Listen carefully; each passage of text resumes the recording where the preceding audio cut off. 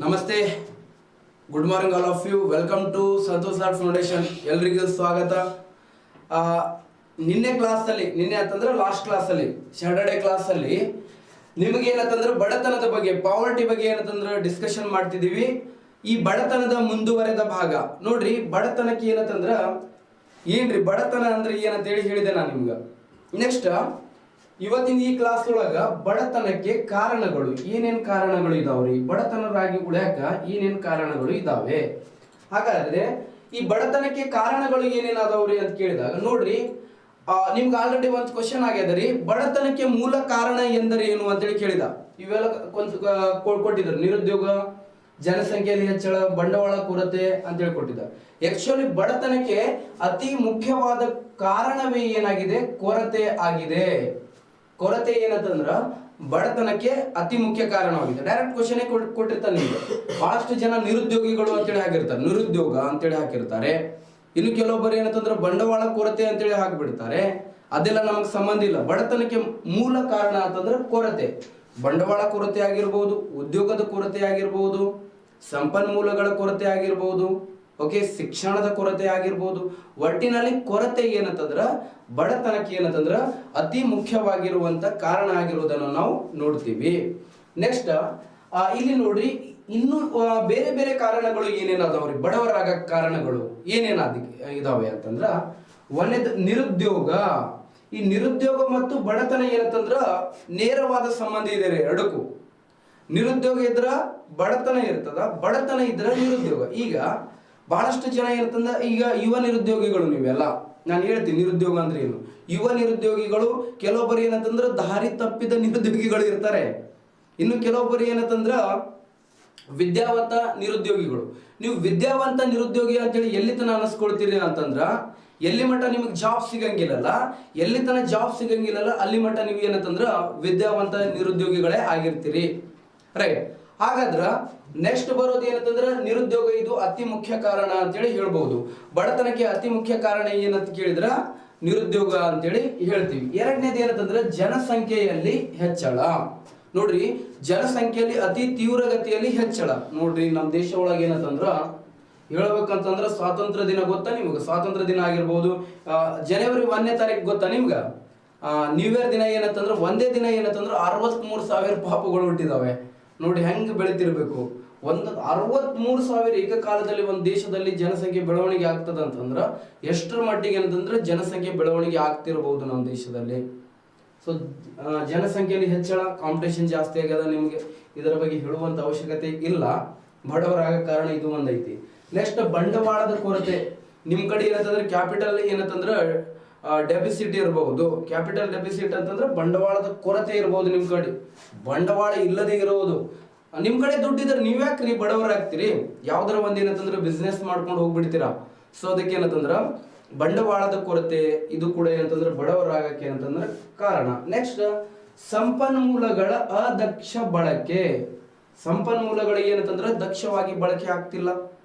ಸಂಪನ್ಮೂಲಗಳ ಅದಕ್ಷ ಬಳಕೆ ಸಹ ಏನಂತಂದ್ರ ಬಡತನಕ್ಕೆ ಇದು ಒಂದು ಕೂಡ ಏನಂತಂದ್ರೆ ಪ್ರಮುಖ ಕಾರಣ ಆಗಿದೆ ಅಂತೇಳಿ ಹೇಳ್ಬಹುದು. ಓಕೆ, ಎಲ್ರಿಗೂ ಸಂಪನ್ಮೂಲಗಳು ಸದ್ಬಳಕೆ ಆಗ್ತಿದೆನಾ? ಎಲ್ರಿಗೂ ಸಮಾನವಾಗಿ ಬಳಕೆ ಆಗ್ತದ ಸಂಪನ್ಮೂಲಗಳು? ನಮ್ಮ ದೇಶದಲ್ಲಿ ಅಂತೂ ಇಲ್ಲೇ ಇಲ್ಲ. ಸಂಪನ್ಮೂಲಗಳು ಏನಂತಂದ್ರೆ ದಕ್ಷವಾಗಿ ನಮ್ಮ ದೇಶದಲ್ಲಿ ಏನಂತಂದ್ರೆ ಬಳಕೆ ಆಗಕ್ಕೆ ಏನಂತಂದ್ರೆ ಸಾಧ್ಯನೇ ಇಲ್ಲ ಅಂತೇಳಿ ಹೇಳ್ಬಹುದು. ನೆಕ್ಸ್ಟ್ ಅನಕ್ಷರತೆ. ಎಸ್, ಬಡತನಕ್ಕೆ ಏನಂತ ಮೇನ್ ಕಾರಣ ಏನಂತಂದ್ರೆ ಅನಕ್ಷರತೆ ಕೂಡ ಕಾರಣ ಆಗ್ತದ. ಯಾಕಂದ್ರ ಸರ್ ನಾನು ಓದಿಲ್ಲ ಬರ್ದಿಲ್ರಿ ಸರ್, ನಾನು ಆದ್ರೂ ಕೂಡ ನನಗೆ ಏನಂತಂದ್ರ 80,000 ರೂಪಾಯಿ ಸ್ಯಾಲ್ರಿ ತಗೋತೀನ್ರಿ ನಾನು. ಯಾರಾದ್ರಿ ನೀ ಸ್ವಂತ ಬಿಸ್ನೆಸ್ ಗ್ಯಾರೇಜ್ ಮಾಡ್ಕೊಂಡು ಪಾನ್ ಶಾಪ್ ಹಾಕೊಂಡು ದುಡಿಯೋದಲ್ಲ. ಇನ್ನೊಬ್ಬರ ಹತ್ರ ಏನಂದ್ರೆ ಕೆಲಸಕ್ಕೆ ಹೋಗ್ಬೇಕು, ನಾನು ಏನು ಓದಿಲ್ಲ ಬಿಟ್ಟಿಲ್ರಿ, ನನಗೆ 80,000 ಸ್ಯಾಲ್ರಿ ಕೊಡ್ತಾರೆ ನನಗೆ ಅನ್ನೋರು ಯಾರಾದ್ರಿ? ಅಂಥವ್ರು ಯಾರು ಇಲ್ಲ ನಮ್ಮ ದೇಶ ಒಳಗಂತೂ ಇಲ್ಲ. ಅಂಥದ್ದು ಏನು ಸ್ಯಾಲ್ರಿ ಕೊಡಂಗಿಲ್ಲ. ಸೊ ಅನಕ್ಷರತೆ. ನಿಮಗೆ ಓದಾಕ್ ಬರೆಯಾಕ ಬಂದ್ರೆ ಮಾತ್ರ ನೀವು ಏನಂತಂದ್ರ ಏನಾಗಿರ್ತೀರಿ, ನೀವು ಉದ್ಯೋಗಿಗಳು ಆಗಿರ್ತೀರಿ ಅಂತೇಳಿ ಹೇಳ್ಬಹುದು. ಹಂಗಂತೇಳಿ ಅಂತಂದ್ರೆ ಓದ್ಲಾಕ್ ಬರ್ಲಾರ್ದವ್ರು ಅವ್ರು ಏನು ನಿರುದ್ಯೋಗಿಗಳಾಗಿ ಉಳಿದಾರೆ ಸರ್? ಇಲ್ಲ, ಉದ್ಯೋಗಿಗಳು ಆಗ್ಬಹುದು. ಬಟ್ ಏನಂತಂದ್ರೆ ಅಷ್ಟೊಂದು ಲಿವಿಂಗ್ ಸ್ಟ್ಯಾಂಡರ್ಡ್ ಏನಂತಂದ್ರ ಟಾಪ್ ಆಗಿರಕ್ ಸಾಧ್ಯ ಇಲ್ಲ. ನೆಕ್ಸ್ಟ್ ಏನಂತಂದ್ರ ಬೆಲೆಗಳಲ್ಲಿ ಏರಿಕೆ.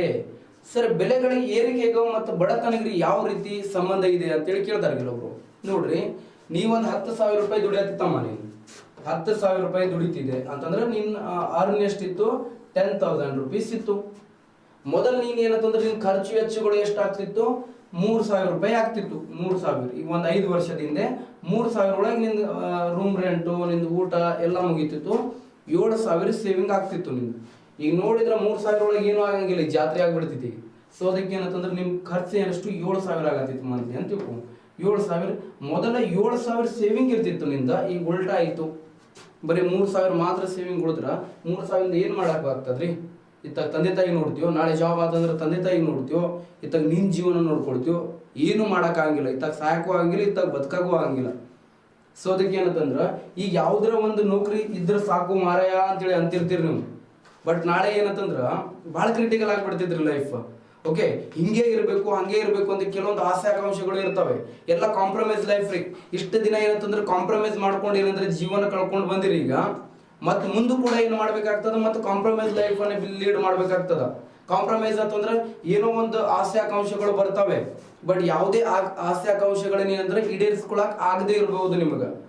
ಓಕೆ, ಸೊ ಅದಕ್ಕೆ ಏನಂತಂದ್ರೆ ಈ ಓದಾತಿರಿ ಏನಂತಂದ್ರೆ ತಿಂದ್ರ ಏನಾರ ಈಗ ತುಪ್ಪನೇ ತಿಂದ್ಬಿಡ್ರಿ. ಈಗ ತುಪ್ಪ ತಿನ್ನೋದು ಅರ್ಥ ಏನಂತಂದ್ರ ಚಲೋ ಪೋಸ್ಟ್ ಹೊಡೆದ್ ಬಿಡ್ರಿ ಒಂದ್ಸಲ. ಸರ್ ಎಲ್ರು ಚಲೋ ಪೋಸ್ಟ್ ಹೊಡೆದ್ರ ಮತ್ತು ಸಣ್ಣ ಪೋಸ್ಟ್ ಯಾರು ಹೊಡ್ಬೇಕ್ರಿ? ಮಾಡೋ ಟ್ರೈ ಮಾಡ್ಬೇಕ್ರಿ ಅಪ್ಪ, ಆಗದಾಗ್ತೈತೆ ಅದು. ನೆಕ್ಸ್ಟ್ ಏನಂದ್ರೆ ಆದಾಯ ಅಸಮಾನ ಹಂಚಿಕೆ.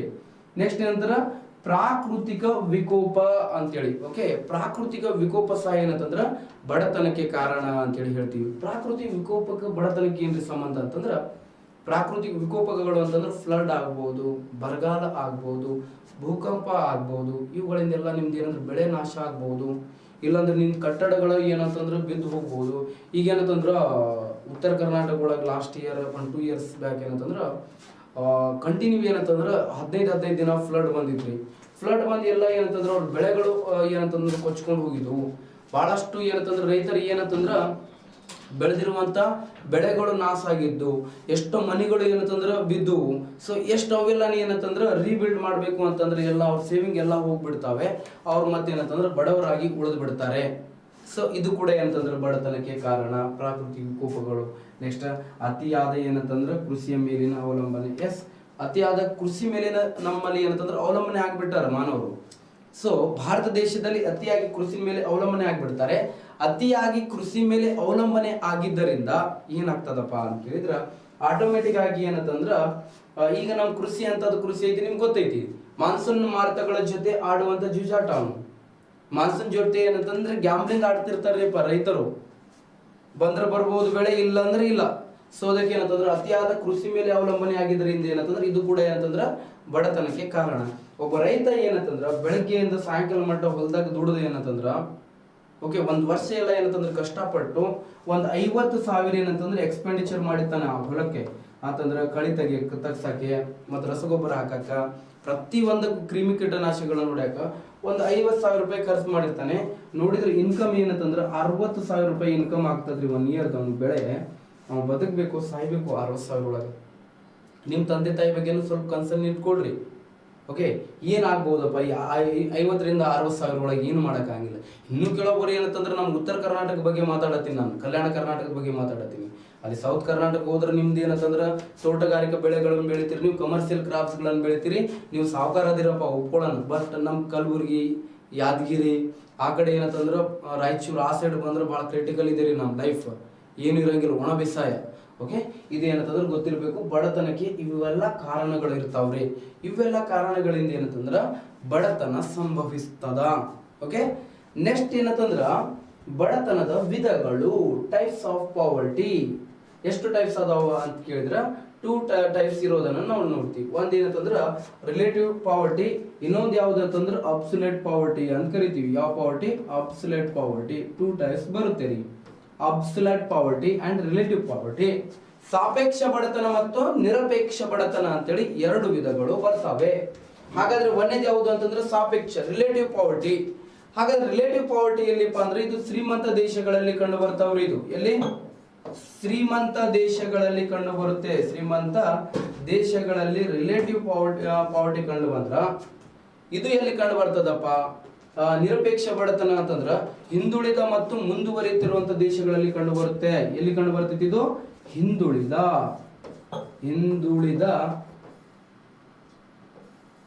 ಮತ್ತು ಮುಂದುವರಿಯುತ್ತಿರುವಂತ ದೇಶಗಳಲ್ಲಿ ಕಂಡುಬರುತ್ತೆ. ಮುಂದುವರಿಯುತ್ತಿರುವ ದೇಶಗಳಲ್ಲಿ ಕಂಡು ಬರುತ್ತೆ. ಈ ಸಾಪೇಕ್ಷ ಬಡತನ ಅಂತಂದ್ರ ಡೆವಲಪ್ಡ್ ಕಂಟ್ರಿ ಒಳಗೆ ನೋಡ್ತೀವಿ ನಾವು. ಇನ್ನು ನಿರಪೇಕ್ಷ ಅಂತಂದ್ರ developing country and non developed country ಒಳಗ, ಓಕೆ, ನಾನ್ ಡೆವಲಪ್ಮೆಂಟ್ ಕಂಟ್ರಿಗಳಲ್ಲಿ ಏನಂತಂದ್ರೆ ಕಂಡು ಬರ್ತದೆ. ನಾನ್ ಡೆವಲಪ್ಮೆಂಟ್ ಕಂಟ್ರೀಸ್ ಅಲ್ಲಿ ಇದು ಏನಂತಂದ್ರೆ ಡೆವಲಪ್ಡ್ ಕಂಟ್ರಿಯಲ್ಲಿ ಇವುಗಳು ಕಂಡು ಬರ್ತವೆ. ಸರಿ, ಎರಡಕ್ಕೆ ಏನ್ರಿ ವ್ಯತ್ಯಾಸ? ಬಹಳಷ್ಟು ಇಂಪಾರ್ಟೆಂಟ್ ನೋಡ್ರಿ. ಬಹಳಷ್ಟು ಎಕ್ಸಾಮ್ ಒಳಗ ನೋಡಿದ್ ನಾನು ಇದರ ಬಗ್ಗೆ ಕ್ವಶನ್ ಪೇಪರ್ ಸಾಲ್ವ್ ಮಾಡುವಾಗ ಈ ರಿಲೇಟಿವ್ ಪಾವರ್ಟಿ ಮತ್ತು ಅಬ್ಸಲ್ಯೂಟ್ ಪಾವರ್ಟಿ ಮೇಲೆ ಬಹಳಷ್ಟು ಎಕ್ಸಾಮ್, ಟೈಪ್ಸ್ ಆಫ್ ಪಾವರ್ಟಿ ಮೇಲೆ ಬಹಳಷ್ಟು ಎಕ್ಸಾಮ್ ಮೇಲೆ ಏನಂತಾರೆ ಕೇಳಿರುವುದನ್ನು ನಾವು ನೋಡ್ತೀವಿ. ನೋಡ್ರಿ, ಈ ಶ್ರೀಮಂತ ದೇಶಗಳಲ್ಲಿ ಹೆಂಗ್ರಿ ಸರ ಅಂತ ಕೇಳಿದ್ರ, ಹೆಚ್ಚು ಆದಾಯವನ್ನು ಹೊಂದಿದವರಿಗೆ ಹೋಲಿಸಿದ್ರೆ ಕಡಿಮೆ ಆದಾಯವನ್ನು ಹೊಂದಿದವರು ಏನಾಗಿರ್ತಾರೆ? ತುಲನಾತ್ಮಕವಾಗಿ ಬಡವರಾಗಿರುತ್ತಾರೆ. ಅದನ್ನೇ ಏನಂತ ಕರೀತಾರೆ? ಸಾಪೇಕ್ಷ ಬಡತನ ಅಂತೇಳಿ ಕರೀತಾರೆ. ಇಲ್ಲಿ 4 ಜನ ಫ್ರೆಂಡ್ಸ್ ಇರ್ತಾರೆ. ಯಾರ್ಯಾರು? ಎ, ಇನ್ನೊಬ್ಬರು ಇರ್ತಾನೆ ಬಿ, ಮತ್ತೊಬ್ಬನು ಯಾರಿರ್ತಾನೆ? ಸಿ, ಮತ್ತೊಬ್ಬನಿರ್ತಾನೆ D. A B C D 3 ಜನ friends. A B C D ಅಲ್ಲಿ ನೋಡಿದಾಗ ಎ ಆಸ್ತಿ ಮೌಲ್ಯ ಇರ್ತಿದ್ರಿ 5 ಕೋಟಿ. ಎಷ್ಟು ಕೋಟಿ? 5 ಕೋಟಿ. ಬಿ ಆಸ್ತಿ ಮೌಲ್ಯ ಇರ್ತದ್ರಿ 1 ಕೋಟಿ. ಓಕೆ, ಸಿ ದ 10 ಕೋಟಿ. ಓಕೆ, ಡಿ ದ 20 ಕೋಟಿ ಅಂತ ತಿಳ್ಕೊಳ್ರಿ. ಈ 4 ಜನ ಏನಂತಂದ್ರೆ ಎ ಬಿ ಸಿ ಡಿ ಏನಂತಂದ್ರೆ ಕೋಟ್ಯಾಧೀಶರು. ಇವ್ರು 4 ಜನ ಕೋಟ್ಯಾಧೀಶರು ಇರ್ತಾರೆ. ಸೊ ಇವ್ರು 4 ಜನ ಆಸ್ತಿ ಮೌಲ್ಯ ಕಂಪೇರ್ ಮಾಡಿದ್ರ A B C D B A B C D ಈ 4 ಮಂದಿದ ಏನಂತಂದ್ರ ಇನ್ಕಮ್ ಏನಂತಂದ್ರ ಕೋಟಿಗಿಂತ ಜಾಸ್ತಿನೇ ಇದೆ. 4 ಜನ ಅಂದ್ರೆ ಶ್ರೀಮಂತರೇ. ಬಟ್ ಈ 4 ಜನ ಕಂಪೇರ್ ಮಾಡಿದ್ರ ತುಲನಾತ್ಮಕವಾಗಿ ಯಾರು? ಬಿ ಏನಾಗಿರ್ತಾನೆ? ಬಡವನು. ಯಾಕಂದ್ರೆ ಬಿ 1 ಕೋಟಿ, ಎ ಇದೆ 5 ಕೋಟಿ, ಡಿ ಇದೆ 20 ಕೋಟಿ, ಸಿ ಇದೆ 10 ಕೋಟಿ. ಅಂದ್ರ ಈ 4 ಜನರಲ್ಲಿ ಕಂಪೇರ್ ಮಾಡಿದ್ರೆ ತುಲನಾತ್ಮಕವಾಗಿ ಯಾರು ಬಡವನಾಗಿರುತ್ತಾನೆ? ಬಿ ಬಡವನಾಗಿರುತ್ತಾನೆ. ಇದನ್ನೇ ಏನಂತ ಕರೀತಾರೆ? ಸಾಪೇಕ್ಷ ಬಡತನ ಅಂತೇಳಿ ಕರೀತಾರೆ. ಹೆಚ್ಚು ಆದಾಯವನ್ನು ಹೊಂದಿದವರಿಗೆ ಹೋಲಿಸಿದರೆ ಕಡಿಮೆ ಆದಾಯವನ್ನು ಹೊಂದಿದವರು ಏನಾಗಿರ್ತಾರೆ? ತುಲನಾತ್ಮಕವಾಗಿ ಬಡವರಾಗಿರುತ್ತಾರೆ. ಇದನ್ನೇ ಏನಂತ ಕರೀತಾರೆ? ಸಾಪೇಕ್ಷ ಬಡತನ ಅಂತೇಳಿ ಕರೀತಾರೆ. ಇದು ಶ್ರೀಮಂತ ದೇಶಗಳಲ್ಲಿ ನೋಡ್ರಿ. ಶ್ರೀಮಂತ ದೇಶಗಳಲ್ಲಿ ಆದಾಯ ಅಸಮಾನತೆ ಏನಿರ್ತದ? ಕಡಿಮೆ ಇರ್ತದ. ಯಾಕಂದ್ರೆ ಎಲ್ಲರೂ ಏನ್ರಿ ಅಲ್ಲಿ ಶ್ರೀಮಂತರೇ ಅಂತೇಳಿ ಕರಿತೀವಿ. ಏನಂತ ಕರಿತೀವಿ? ಶ್ರೀಮಂತರೇ ಅಂತೇಳಿ ಕರಿತೀವಿ. ಇದು ನಿಮಗೆ ಏನಂತಂದ್ರ ಗೊತ್ತಿರಬೇಕು. ಓಕೆ, ಇದಾದ ನಂತರ ನೆಕ್ಸ್ಟ್ ಬರೋದು ನಿಮಗೆ ಏನಂತಂದ್ರ ನಿರಪೇಕ್ಷ ಬಡತನ, ಅಬ್ಸಲ್ಯೂಟ್ ಪಾವರ್ಟಿ ಅಂತೇಳಿ ಕರಿತೀವಿ. ಯಾವ ಬಡತನ?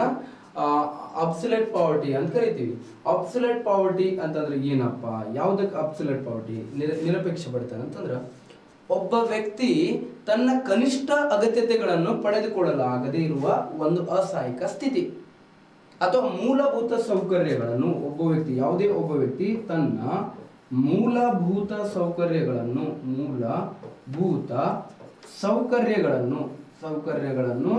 ಪಡೆದುಕೊಳ್ಳಲಾಗದೇ ಇರುವ ಒಂದು ಅಸಹಾಯಕ ಸ್ಥಿತಿಯನ್ನು ಏನಂತ ಕರೀತಾರೆ? ನಿರಪೇಕ್ಷ ಬಡತನ. ಮೂಲಭೂತ ಸೌಕರ್ಯಗಳಂದ್ರೆ ಆಹಾರ, ವಸತಿ, ಬಟ್ಟೆ, ಶಿಕ್ಷಣ, ಮತ್ತೇನು ಆರೋಗ್ಯ. ಇವು ಕನಿಷ್ಠ ಅಗತ್ಯತೆಗಳು ರೀ. ನಮ್ಮಂತ ಹಿಂದುಳಿದ ದೇಶಗಳಲ್ಲಿ ಮತ್ತು ಮುಂದುವರಿದ ದೇಶಗಳಲ್ಲಿ ಮತ್ತು ಹಿಂದುಳಿದ ದೇಶಗಳಲ್ಲಿ ಏನಂತಂದ್ರ ಈ ನಿರಪೇಕ್ಷ ಬಡತನ ಅತಿ ಹೆಚ್ಚಿನ ಪ್ರಮಾಣದಲ್ಲಿ ಕಂಡು ಬರ್ತದ್ರಿ. ಓಕೆ, ನಮ್ಮಲ್ಲಿ ಏನಂತಂದ್ರೆ ಕನಿಷ್ಠ ಅಗತ್ಯತೆಗಳು ಎಷ್ಟೋ ಮಂದಿಗೆ ಸಿಗ್ತಿಲ್ಲ. ಇನ್ನು ಆಫ್ರಿಕಾ ಖಂಡಕ್ಕೆ ಹೋಗಣ್ರಿ. ಆಫ್ರಿಕಾ ಖಂಡದಲ್ಲಿ ಏನಂತಂದ್ರೆ ಸೆಂಟ್ರಲ್ ಆಫ್ರಿಕಾ ಖಂಡ ಹೋದ್ರ ಅಲ್ಲಿ ಏನಂತಂದ್ರ 1 ಟೈಮ್ ಪ್ರಾಪರ್ಲಿ ಅಂದ್ರೆ ಊಟ ಮಾಡಕ್ ಆಗಂಗಿಲ್ರಿ ಜನರಿಗೆ ಅಷ್ಟೊಂದು. ಅದಕ್ಕೆ ಅಂದ್ರೆ ಟೊಳ್ಳು ಮಕ್ಕಳು ಹುಟ್ಟುತ್ತಾರೆ. ಮತ್ತೆ ಅಂದ್ರೆ ಗಿಡ್ಡಗ ತಲೆ ದೊಡ್ಡದಾಗಾದ್ರೆ ಕೈಕಾಲು ಸಣ್ಣವಾಗ್ತಾವ. ಕೈಕಾಲು ದೊಡ್ಡವಾದ್ರ ಒಂದು ದೇಹನೇ ಒಂದು ಆಕಾರ ವಿಕಾರವಾಗಿ ಹುಡ್ತಿರ್ತಾರೆ. ಯಾಕಂದ್ರೆ ಪ್ರೋಟೀನ್ ಕೊರತೆ ರೀ. ಬಟ್ ನಮ್ಮ ಇಂಡಿಯನ್ಸ್ಗೆ ಪ್ರೋಟೀನ್ ಕೊರತೆ ಇಲ್ಲಪ್ಪ. ಜಸ್ಟ್ ಹಿಂಗಾದ್ರೆ ಇದನ್ನ ತಿನ್ನು, ಇದನ್ನ ತಗೋ, ಕಾಜು ತಿನ್ನು, ಬಾದಾಮ್ ತಿನ್ನು, ಹಾಲು ಕುಡಿ ಅಂತೇಳಿ ಏನಂತಂದ್ರೆ ಮಸ್ತ್ ಇದನ್ನ ಮಾಡ್ತಾರೆ, ಕೇರ್ ಮಾಡ್ತಾರೆ. ನಮ್ಮ ಇಂಡಿಯನ್ಸ್ ಎಷ್ಟು ಬಡವರಾದ್ರೂ ಕೂಡ ಏನು ಮಾಡ್ತಾರೆ? ಕೇರ್ ಮಾಡ್ತಾರೆ ತಮ್ಮ ಹೆಂಡ್ರಿಗೆ. Okay, right. ಇದು ಏನಂತಂದ್ರ ಸಾಪೇಕ್ಷ ಬಡತನ ಮತ್ತು ನಿರಪೇಕ್ಷ ಬಡತನ ಅಂತೇಳಿ ಕರಿತೀವಿ. 2 ಟೈಪ್ಸ್ ಇರ್ತವೆ. ಇದನ್ನು ತಿಳ್ಕೊಂಡಿರ್ಬೇಕು ನೀವು. ಓಕೆ, ಇದರ ಮೇಲೆ ಎರಡರ ಮೇಲೆ ಕೂಡ ಕ್ವಶನ್ ಆಗಿದ್ದನ್ನು ನೋಡ್ತೀವಿ. ನೆಕ್ಸ್ಟ್ ಏನಂತಂದ್ರ ಸಾಪೇಕ್ಷ ಬಡತನ ನೋಡು, ಇದು ಶ್ರೀಮಂತ ದೇಶಗಳಲ್ಲಿ ಕಂಡು ಬರುತ್ತದೆ. ಹೆಚ್ಚು ಆದಾಯವನ್ನು ಹೊಂದಿದವರಿಗೆ ಹೋಲಿಸಿದರೆ ಕಡಿಮೆ ಆದಾಯವನ್ನು ಹೊಂದಿದವರು ತುಲನಾತ್ಮಕವಾಗಿ ಏನಾಗಿರುತ್ತಾರೆ, ಬಡವರಾಗಿರುತ್ತಾರೆ. ಇದೇ ಸಾಪೇಕ್ಷ ಬಡತನ. ಹೆಚ್ಚು ಆದಾಯವನ್ನು ಹೊಂದಿದವರಿಗೆ ಹೋಲಿಸಿದರೆ ಕಡಿಮೆ ಆದಾಯ ಹೊಂದಿದವರು ಏನಾಗಿರ್ತಾರೆ, ತುಲನಾತ್ಮಕವಾಗಿ ಬಡವರಾಗಿರ್ತಾರೆ. ಇದೇ ಸಾಪೇಕ್ಷ ಬಡತನ. ನೆಕ್ಸ್ಟ್ ಇದು ಎಲ್ಲಿ ಕಂಡು ಬರ್ತದ ಅಂತಂದ್ರ ಅಭಿವೃದ್ಧಿ ಹೊಂದಿದ ದೇಶಗಳಲ್ಲಿ ಕಂಡು ಬರ್ತದೆ. ಆಲ್ರೆಡಿ ಹೇಳಿನಿ, ಅಭಿವೃದ್ಧಿ ಹೊಂದಿದ ದೇಶಗಳಲ್ಲಿ ಕಂಡು ಬರುತ್ತದೆ. ನೆಕ್ಸ್ಟ್ ಎರಡನೇದು ನಿರಪೇಕ್ಷ ಬಡತನ. ಈ ವಿಧದ ಬಡತನವು ಹಿಂದುಳಿದ ದೇಶಗಳಲ್ಲಿ ಮತ್ತು ಮುಂದುವರಿತಿರುವ ದೇಶಗಳಲ್ಲಿ ಕಂಡು ಬರುತ್ತದೆ. ಹಾಗಾದ್ರೆ ಏನಂತಂದ್ರ ಒಬ್ಬ ವ್ಯಕ್ತಿಯು ತನ್ನ ಮೂಲಭೂತ ಸೌಕರ್ಯಗಳನ್ನು ಪಡೆದುಕೊಳ್ಳಲಾಗದೇ ಇರುವ ಒಂದು ಸ್ಥಿತಿ, ತನ್ನ ಮೂಲಭೂತ ಸೌಕರ್ಯಗಳನ್ನು ಏನು ಮಾಡದೇ ಇರುವಂತಹ ಸ್ಥಿತಿ, ಪಡೆದುಕೊಳ್ಳಲಾಗದೇ ಇರುವ ಒಂದು ಸ್ಥಿತಿಯನ್ನು ಏನಂತ ಕರೀತಾರೆ, ನಿರಪೇಕ್ಷ ಬಡತನ ಅಂತೇಳಿ ಕರೀತಾರೆ. ನಿಮ್ಗೆ ಡೈರೆಕ್ಟ್ ಕ್ವಶನ್ ಕೇಳ್ತಾರೆ, ಭಾರತದಲ್ಲಿ ಯಾವ ವಿಧದ ಬಡತನ ಕಂಡು ಬರುತ್ತದೆ, ಭಾರತದಲ್ಲಿ ಯಾವ ವಿಧದ ಬಡತನ ಕಂಡು ಬರುತ್ತೆ ಅಂತ ಕೇಳಿದ್ರ ಭಾರತದಲ್ಲಿ ಏನಂತಂದ್ರ ನಿರಪೇಕ್ಷ ಬಡತನ ಕಂಡು ಬರುತ್ತೆ. ಯಾವ ಬಡತನ ಕಂಡು ಬರ್ತದೆ ಭಾರತದಲ್ಲಿ ಅಂತ ಕೇಳಿದ್ರೆ ನಿರಪೇಕ್ಷ ಬಡತನ. ಇಷ್ಟು ನಿಮಗೆ ಗೊತ್ತಿರಬೇಕು, ರೈಟ್. ನೆಕ್ಸ್ಟ್ ಏನಂತಂದ್ರ ಬಡತನದ ಮಾಪನ ಯಾವ ತರ ಮಾಪನ ಮಾಡ್ತಾರೆ, ಎಲ್ಲಿ ಬಡತನದ ಮಾಪನ, ಭಾರತದಲ್ಲಿ ಬಡತನದ ಮಾಪನ. ಭಾರತದಲ್ಲಿ ಬಡತನದ ಮಾಪನ ಯಾರ್ಯಾರು ಮಾಡ್ಯಾರ, estimations of poverty in India. ಏನು estimations of poverty in India ಹೆಂಗಂತಂದ್ರೆ ಎಸ್ಟಿಮೇಷನ್ಸ್ ಆಫ್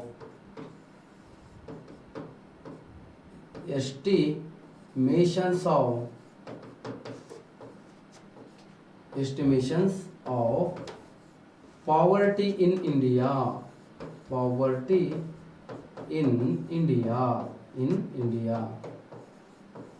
ಭಾರತದಲ್ಲಿ ಬಡತನದ ಮಾಪನ ನೋಡ್ರಿ ಯಾರ್ಯಾರು ಮಾಡಿದಾರಪ್ಪ, ಎಸ್ಟಿಮೇಷನ್ಸ್ ಯಾರ್ಯಾರು ಮಾಡಿದಾರ ನಮ್ಮ ದೇಶದಲ್ಲಿ, ಬಡತನವನ್ನು ಅಳತೆ ಮಾಡಿದವರು ಯಾರು, ಮಾಪನ ಮಾಡಿದವರು ಯಾರು ನೋಡ್ರಿ. ಕರೆಕ್ಟ್ ಆಗಿ ತಿಳ್ಕೊಳ್ರಿ. ಒಬ್ರು ಯಾರಾದಂದ್ರೆ ದಾದಾಬಾಯಿ ನವರೋಜಿ ಅವರ ಪ್ರಕಾರ, ನವರೋಜಿ ಪ್ರಕಾರ, ದಾದಾಬಾಯಿ ನವರೋಜಿ ಪ್ರಕಾರ.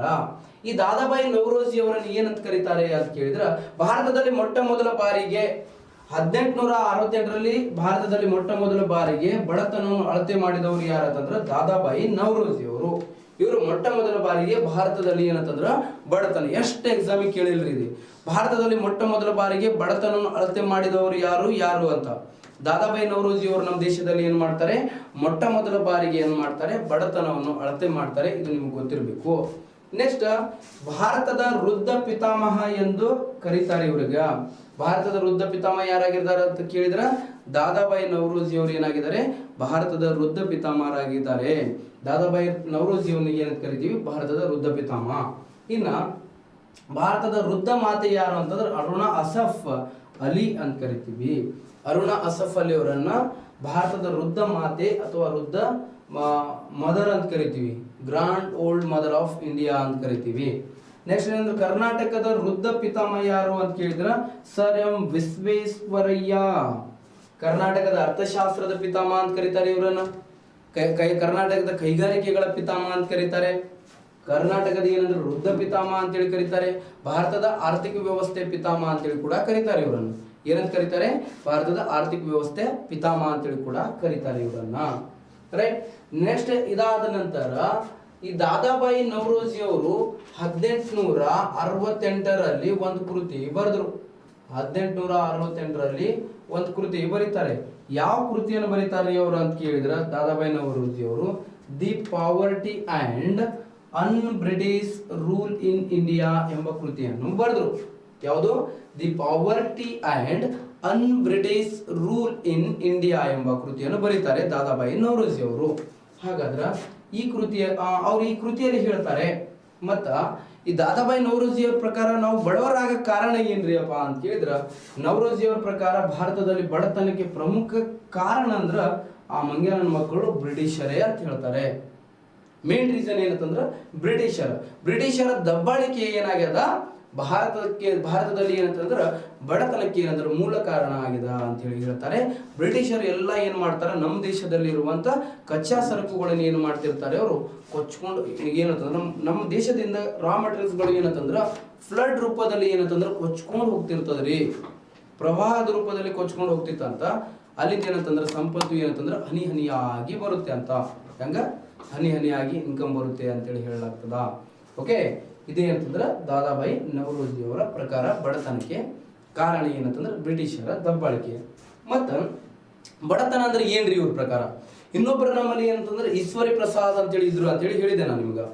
ಅವ್ರು ಏನು ಹೇಳಿದ್ರು ಗೊತ್ತಾ, ಭಾರತಾಂಬೆ ಅನ್ನೋದು, ಭಾರತ ಮಾತೆ ಅನ್ನೋದು ಏನಂತಂದ್ರ ಬ್ರಿಟಿಷರಿಗೆ ಏನಾಗಿತ್ತು, ಹಾಲು ಕೊಡುವಂತ ಹಸು ಆಗಿತ್ತು ಅಂತೇಳಿ ಹೇಳಿದ್ರು ಅವರು. ಆ ಬ್ರಿಟಿಷರ್ ಬರೀ ಏನಂತಂದ್ರ ಹಾಲು ಅಷ್ಟೇ ಹಿಂಡ್ಕೊಂಡು ಹೋಗ್ಲಿಲ್ಲ ಅಂತೆ, ಹಾಲ್ ಜೊತೆಲಿ ಹಸುನ ಹೊಡ್ಕೊಂಡು ಹೋದ್ರಿ ಏನ್ರಿ ಅಂತಂದ್ರಿ. ಮತ್ತೆ ಹಸುನು ಹೊಡ್ಕೊಂಡು ಹೋಗ್ಲಿಲ್ಲ, ಹಾಲು ಹಿಂಡ್ಕೊಂಡು ಹೋಗೋದ್ರ ಜೊತೆಲಿ ಅಂದ್ರೆ ರಕ್ತನೂ ಹಿಂಡ್ಕೊಂಡು ಹೋದ್ರು ಅಂತೇಳಿ ಹೇಳಿದ್ರು ಈಶ್ವರಿ ಪ್ರಸಾದ್ ಅಂತೇಳಿ ಇತಿಹಾಸಕಾರರು ಅವ್ರು ಹೇಳಿರುವಂತ ಮಾತಿದ್ದು. ಸರಿನಾ? ನೆಕ್ಸ್ಟ್ ಏನಂತಂದ್ರ ರಾಷ್ಟ್ರೀಯ ಆದಾಯ.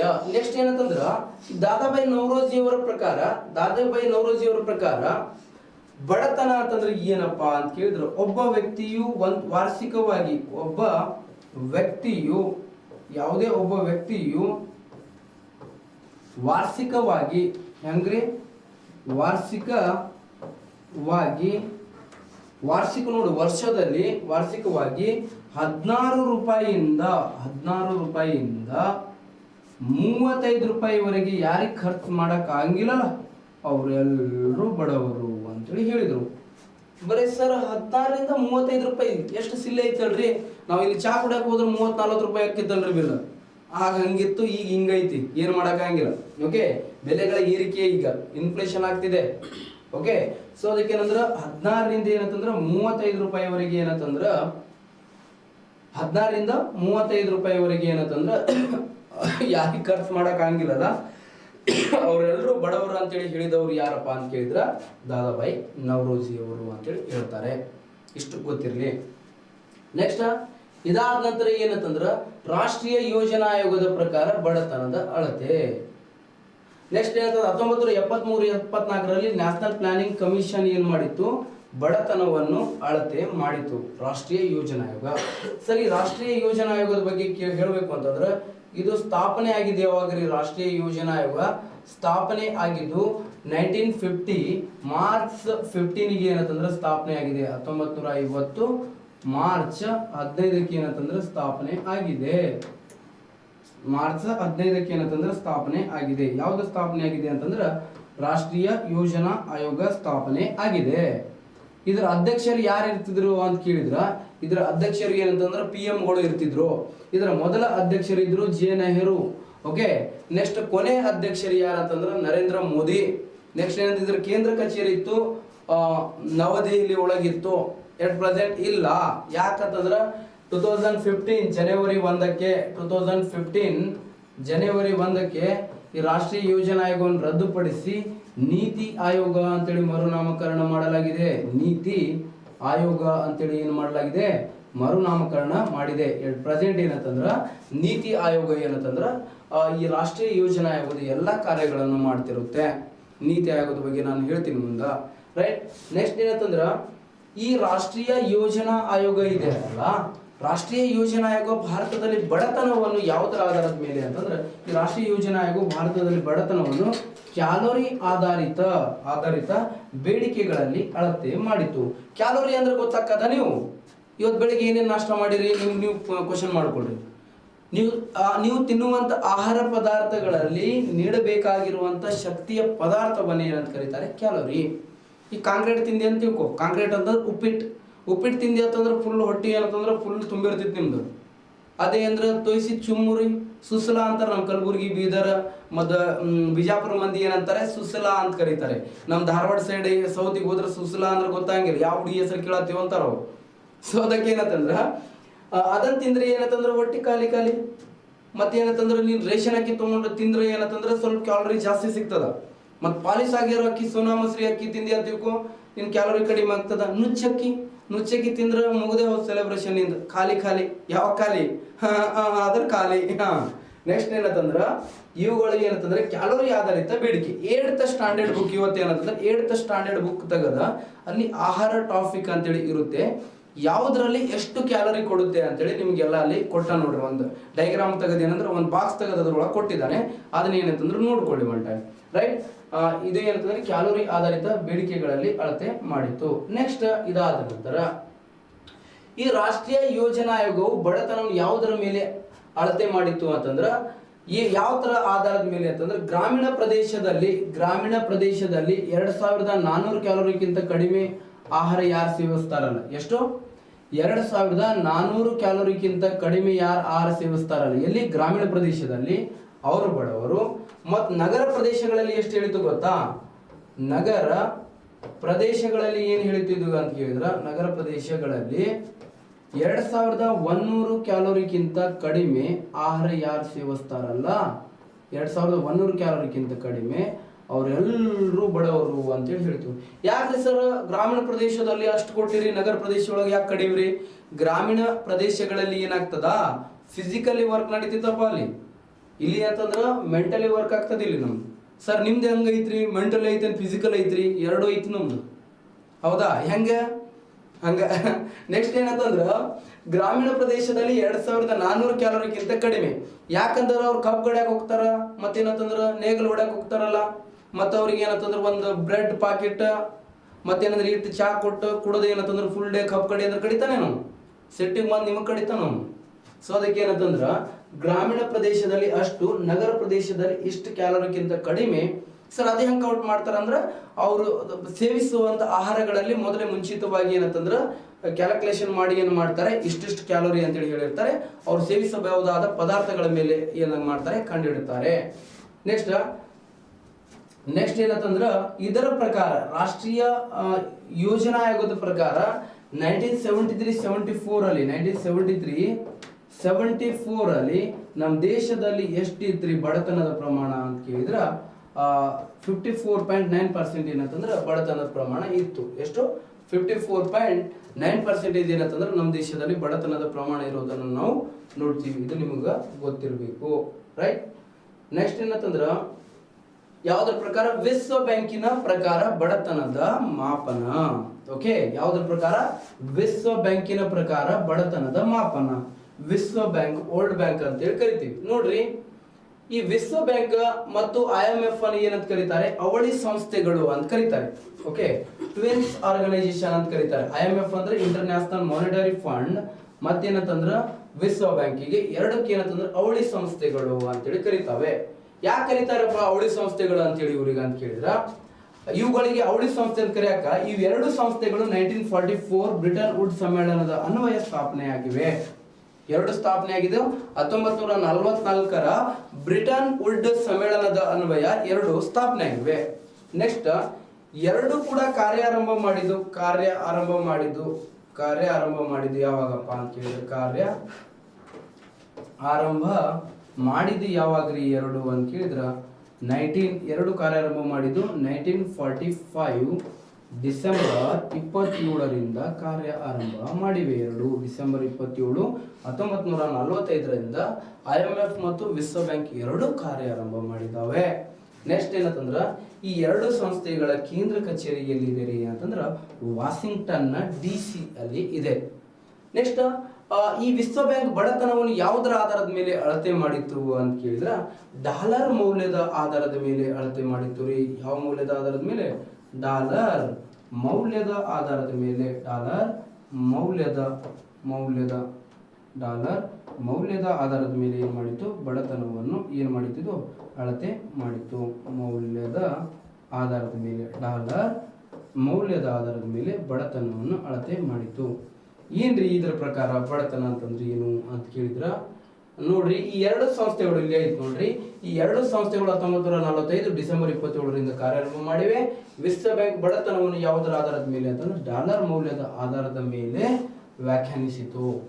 ಓಕೆ, ಹೆಂಗ್ರಿ ಅಂತ ಕೇಳಿದ್ರ, ಇದರ ಪ್ರಕಾರ ಈ ವಿಶ್ವ ಬ್ಯಾಂಕಿನ ಪ್ರಕಾರ ಬಡತನ ಅಂತಂದ್ರೆ ಏನು, ಯಾವುದಕ್ಕೆ ಬಡತನ ಅಂತೇಳಿ ಕರೆದಿದೆ ವಿಶ್ವ ಬ್ಯಾಂಕು ಅಂತ ಕೇಳಿದ್ರ, ನೋಡ್ರಿ ಈ ವಿಶ್ವ ಬ್ಯಾಂಕಿನ ಪ್ರಕಾರ ಇದರ ಪ್ರಕಾರ ಬಡತನ ಎಂದರೆ ಒಬ್ಬ ವ್ಯಕ್ತಿಯು ಯಾವುದೇ ಒಬ್ಬ ವ್ಯಕ್ತಿ ಇರಲಿ, ಒಬ್ಬ ವ್ಯಕ್ತಿಯು ಒಂದು ದಿನದಲ್ಲಿ $1.90 ಕಡಿಮೆ ಗಳಿಸುವಂತಿದ್ರೆ ಅವನೇ ಬಡವನು. ಎಷ್ಟು? $1.90 ಕಡಿಮೆ ಯಾರು ಗಳಿಸ್ತಾನಲ್ಲ ಅವರೇ ಯಾರು ಅಂತಂದ್ರೆ ಬಡವರು ಅಂತೇಳಿ ಯಾವುದು ವ್ಯಾಖ್ಯಾನಿಸಿದೆ ಅಂತ ಕೇಳಿದ್ರೆ ವಿಶ್ವ ಬ್ಯಾಂಕು ವ್ಯಾಖ್ಯಾನಿಸಿದೆ. ಇದು ನಿಮ್ಗೆ ಗೊತ್ತಿರಬೇಕು. ಕೆಲವೊಂದು ಬುಕ್ ಒಳಗೆ ಏನಂತಂದ್ರೆ $1.90 ಕಡಿಮೆ ಖರ್ಚು ಮಾಡುವಂತಿದ್ರೆ, ಗಳಿಸಿದ್ರೆ ಖರ್ಚು ಮಾಡ್ತಾನ್ರಿ, ಇನ್ನು ಗಳಿಸ್ಲೇ ಇಲ್ಲ ಅಂತ ಎಲ್ಲಿ ಖರ್ಚು ಮಾಡ್ತಾನ್ರಿ ಅಂತ. ಸರ್ ಸಾಲ ಮಾಡಿರೋ ಖರ್ಚು ಮಾಡಬಹುದಲ್ರಿ. ಬಟ್ ಕಾನ್ಸೆಪ್ಟ್ ಇರೋದು ಹೆಂಗಂತಂದ್ರ ಒಬ್ಬ ವ್ಯಕ್ತಿ $1.90 ಕಡಿಮೆ ಗಳಿಸುವಂತಿದ್ರೆ ಅವನೇ ಬಡವರು ಅಂತೇಳಿ ಹೇಳ್ತಾರೆ NCERT ಗೌರ್ಮೆಂಟ್ ಬುಕ್ ಒಳಗ. ಓಕೆ, ಇದೇ ಏನಂತಂದ್ರೆ ನೆನಪಿಟ್ಕೊಳ್ಬೇಕು. ಇದು ಯಾವಾಗ ಕ್ಲಾಸಿಫಿಕೇಶನ್ ಮಾಡಿದ್ರು? ಮೊದಲಿತ್ತು $1.25 ಇತ್ತು. ಇದು ಕ್ಲಾಸಿಫಿಕೇಶನ್ ಯಾವಾಗ ಮಾಡಿದ್ದಾರೆ ಸರ್ ಅಂತಂದ್ರೆ ಇದು 2017 ನಲ್ಲಿ ಕ್ಲಾಸಿಫಿಕೇಶನ್ ಆಗಿದ್ದು, ಮತ್ತು ನಂತರ ಕ್ಲಾಸಿಫಿಕೇಶನ್ ಮಾಡಿಲ್ಲ ವಿಶ್ವ ಬ್ಯಾಂಕು. ಮಾಡಿದ್ರೆ ಏನ್ ಮಾಡ್ಬೇಕು ನಾವು? ಅಪ್ಡೇಟ್ ಆಗ್ಬಿಡ್ಬೇಕು ಕರೆಂಟ್ ಅಫೇರ್ಸ್ ಅಲ್ಲಿ. ಸರಿನಾ? ರೈಟ್. ಈ ಕ್ಲಾಸಿಫಿಕೇಶನ್ ಇನ್ನು ಜಾಸ್ತಿ ಈಗ ಏನಂತಂದ್ರೆ ಕಾಸ್ಟ್ಲಿ ಆಗುತ್ತದೆ ಈಗ. ಸೊ ಕಾಸ್ಟ್ಲಿ ಆದ್ರೆ ಮತ್ತೆ ಏನಂದ್ರೆ ಸ್ವಲ್ಪ ಏನಂತಂದ್ರೆ ಜಾಸ್ತಿ ಮಾಡಿಬಿಡುತ್ತೆ. ಈಗ ಏನಂತಂದ್ರೆ $2 ಮಾಡಬಹುದು. ಎಲ್ಲ ದೇಶಗಳಿಗೆ ಸೇಮ್ ರೀ ಅಪ್ಲೈ ಆಗೋದು ಇದು. ಸರಿನಾ? ರೈಟ್. ನೆಕ್ಸ್ಟ್ ಏನಂತಂದ್ರೆ ADB ಪ್ರಕಾರ, ಏಷ್ಯನ್ ಡೆವಲಪ್ಮೆಂಟ್ ಬ್ಯಾಂಕ್ ಪ್ರಕಾರ ಬಡತನದ ಮಾಪನ ಹೆಂಗಿದೆ? ಹಾಗಾದ್ರೆ ADB ಏಷ್ಯನ್ ಡೆವಲಪ್ಮೆಂಟ್ ಬ್ಯಾಂಕು ಇದರ ಕೇಂದ್ರ ಕಚೇರಿ ಎಲ್ಲಿದೆ ಅಂತ ಕೇಳಿದ್ರೆ ಫಿಲಿಪೈನ್ಸ್ ನ ಮನಿಲಾದಲ್ಲಿ ಇದೆ. ಕೇಂದ್ರ ಕಚೇರಿ ಇರೋದು ಎಲ್ಲಿ ಅಂತಂದ್ರೆ ಫಿಲಿಪೈನ್ಸ್ ನ ಮನಿಲಾ. ಫಿಲಿಪೈನ್ಸ್ ನ ಯಾವುದು? ಮನಿಲಾದಲ್ಲಿ ಇದರ ಕೇಂದ್ರ ಕಚೇರಿ ಕಂಡು ಬರುತ್ತೆ. ಯಾವುದರ ಮನಿಲಾ? ಫಿಲಿಪೈನ್ಸ್ ನ ಮನಿಲಾದಲ್ಲಿ ಇದರ ಕೇಂದ್ರ ಕಚೇರಿ. ಹಾಗಾದ್ರೆ ಇದು ADB ಸ್ಥಾಪನೆ ಆಗಿದ್ದಾರೆ ಯಾವಾಗ್ರಿ ಅಂತ ಕೇಳಿದ್ರ ಇದು ಸ್ಥಾಪನೆ ಆಗಿದ್ದು 1966 ಡಿಸೆಂಬರ್ 19 ಒಳಗ. 1966 ಡಿಸೆಂಬರ್ 19ಕ್ಕೆ ಏನಂತಂದ್ರೆ ಸ್ಥಾಪನೆ ಆಗಿದೆ ADB. ನೆಕ್ಸ್ಟ್ ಏನಂತಂದ್ರೆ ಇದು ಬಡತನವನ್ನು ಯಾವ್ದ್ರ ಡಾಲರ್ ನಲ್ಲಿ ಏನಂತಂದ್ರೆ ಇದು ಸಹ ಏನಂತಂದ್ರೆ ಡಾಲರ್ ಮೌಲ್ಯದ ಮೇಲೆ ಏನಂತಂದ್ರೆ ಮಾಪನ ಮಾಡಿತು. ಯಾವುದರ ಆಧಾರದ ಮೇಲೆ? ಡಾಲರ್ ಮೌಲ್ಯದ ಆಧಾರದ ಮೇಲೆ.